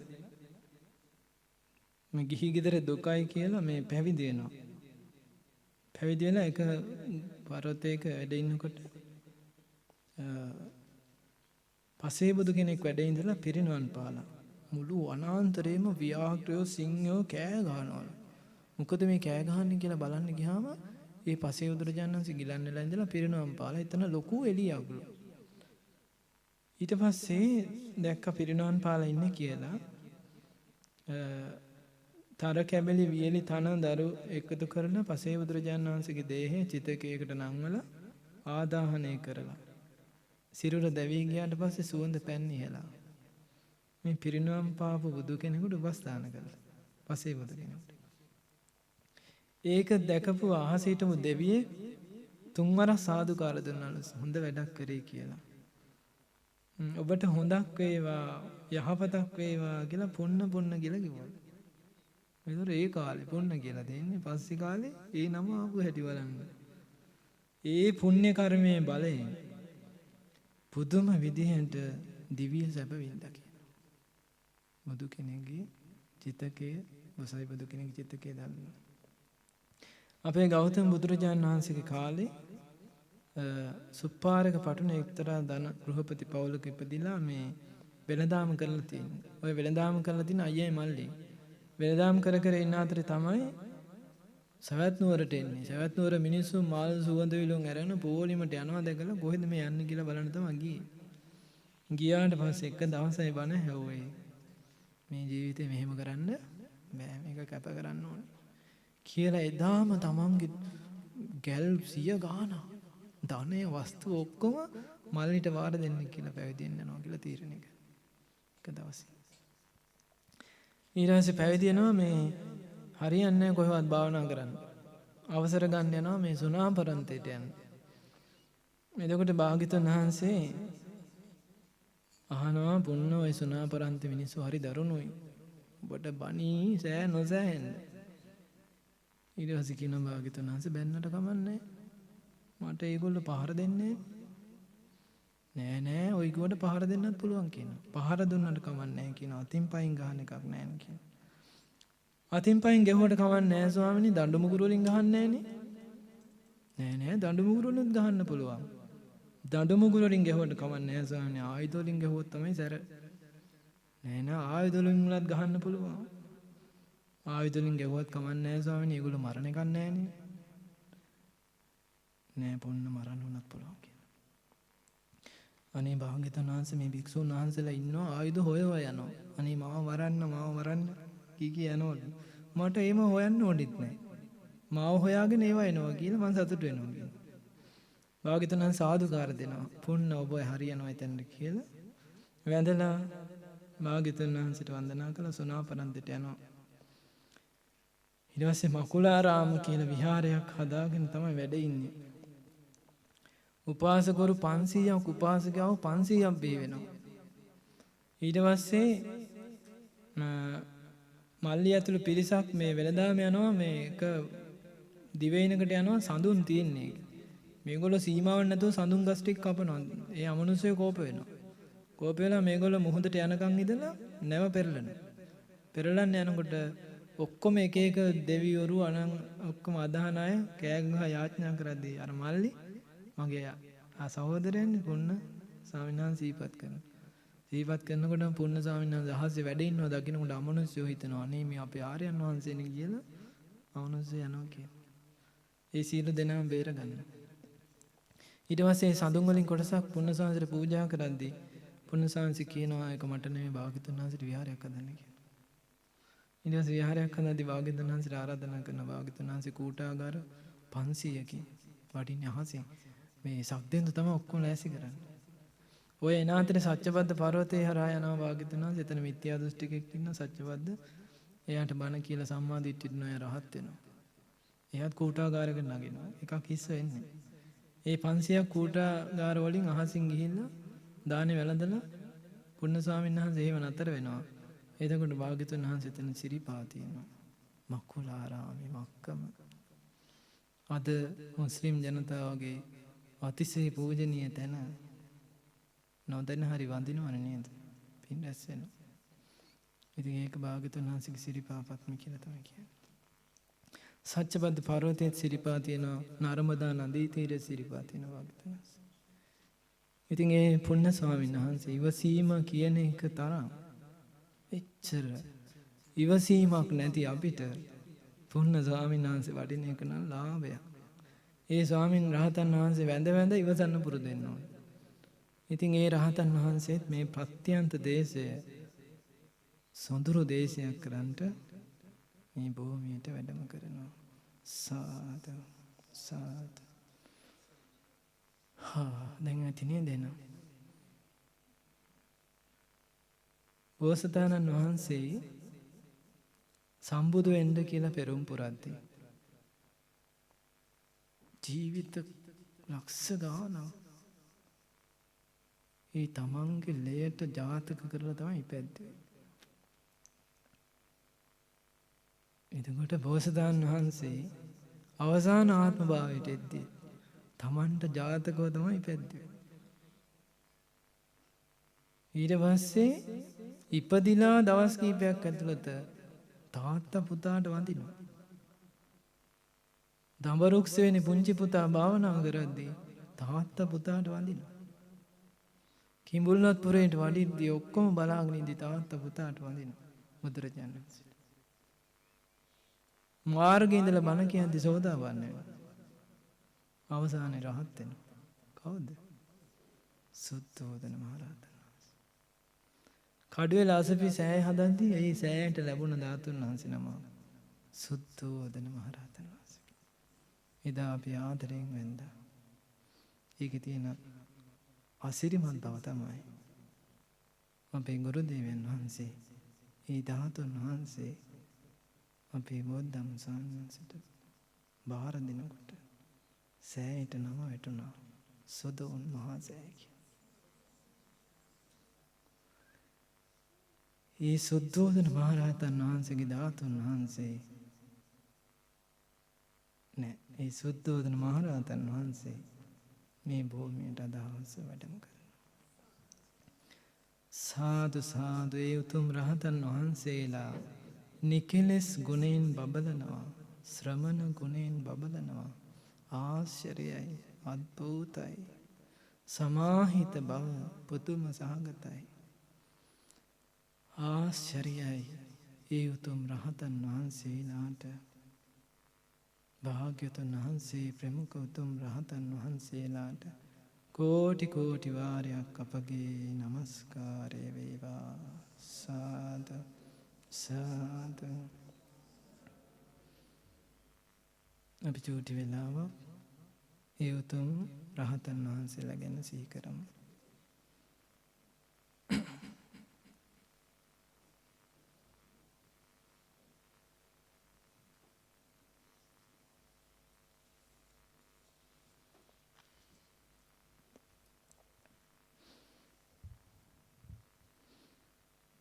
මාගේ ස්වාමියෝ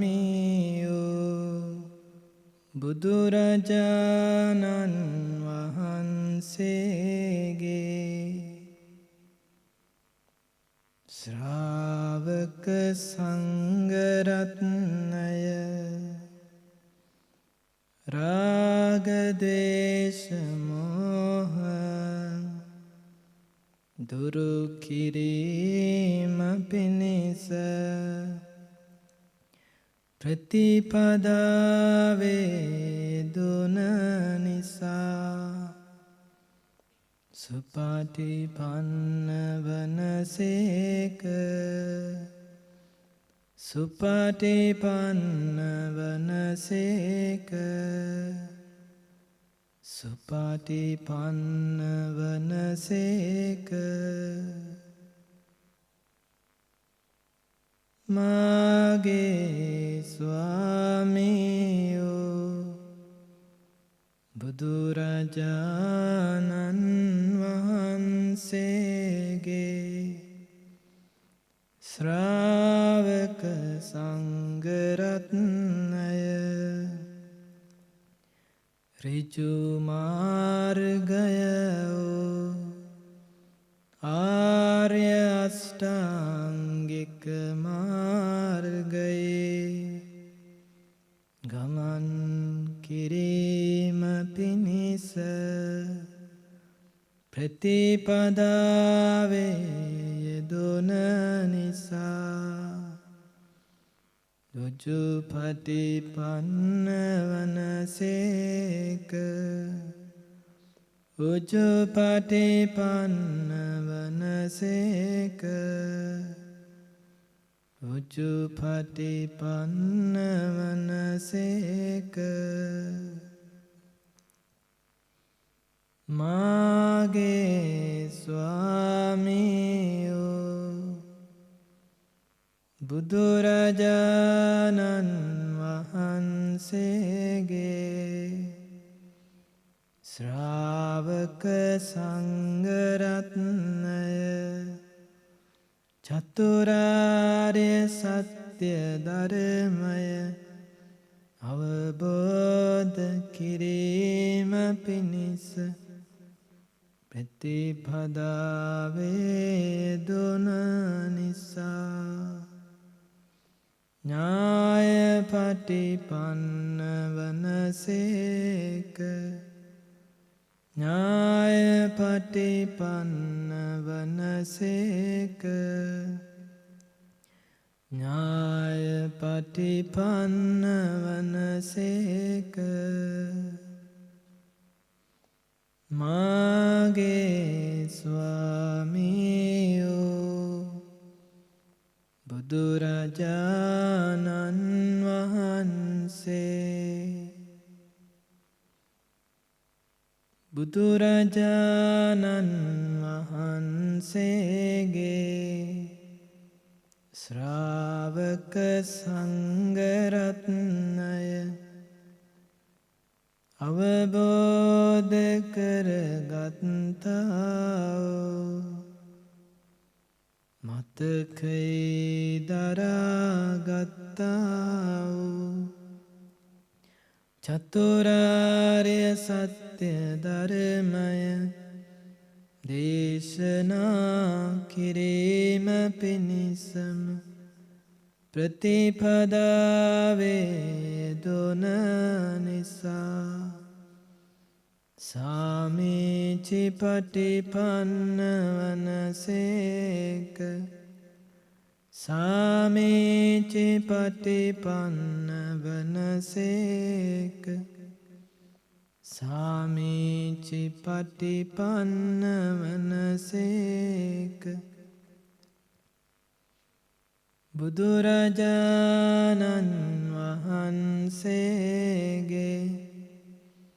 ශ්‍රාවක සංඝරත්නය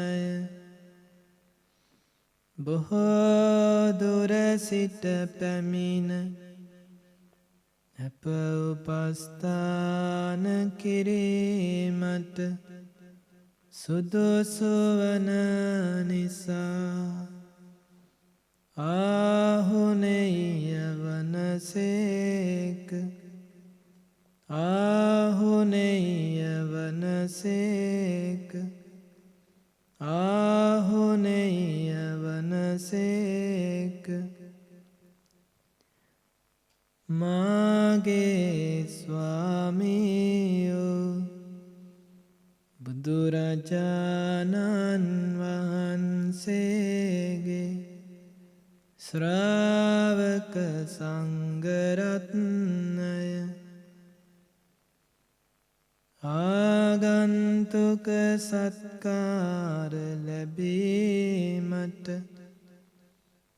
සුදුසු වන නිසා පාහුනේය වනසේක පාහුනේය වනසේක පාහුනේය වනසේක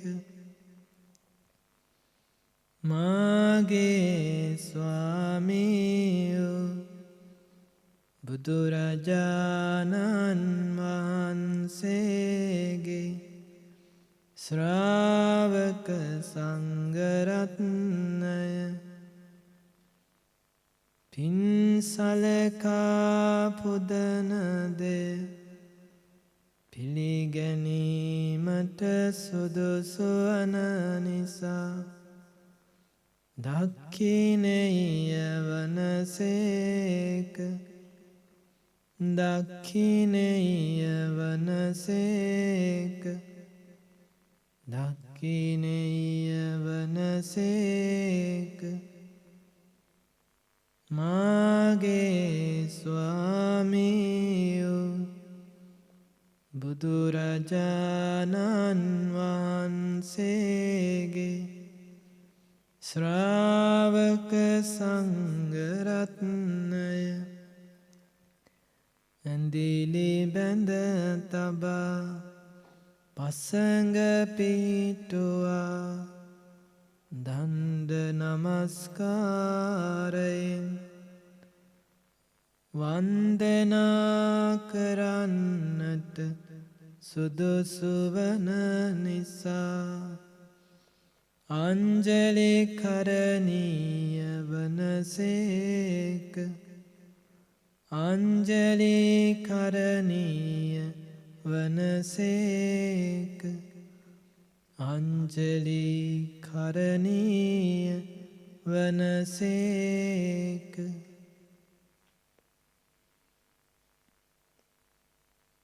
මාගේ ස්වාමියෝ බුදුරජාණන් වහන්සේගේ ශ්‍රාවක සංඝරත්නය ලොවට උතුම් පින්කෙත වන නිසා අනුත්තරං පුඤ්ඤක්ඛෙත්තං ලෝකස්ස වනසේක අනුත්තරං පුඤ්ඤක්ඛෙත්තං ලෝකස්ස වනසේක අනුත්තරං පුඤ්ඤක්ඛෙත්තං ලෝකස්ස වනසේක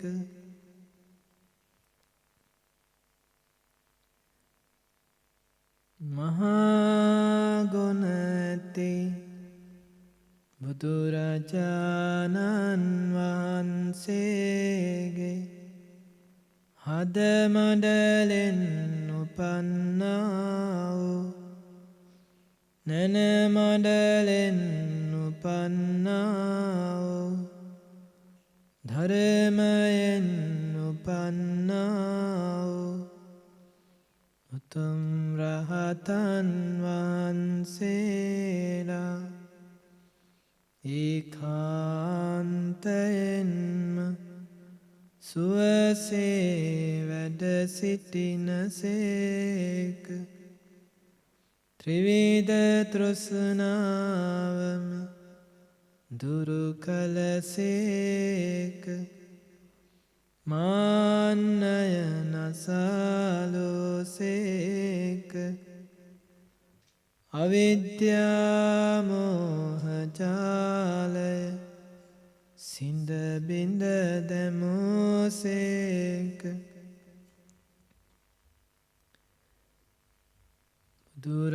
බුදුරජාණන් වහන්සේගේ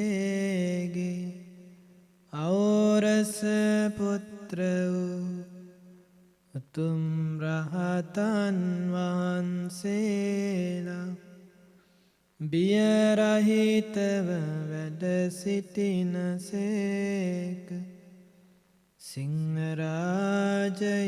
වැනිසේක සමාහිත සිතින් වැඩ සිටිනසේක හස්තිරාජයින් වැනිසේක ශ්‍රමණ ගුණයෙන් බැබළුනසේක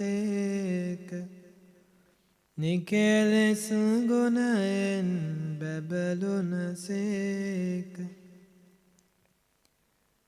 අවසන් සිරුර දරා වැඩ සිටිනසේක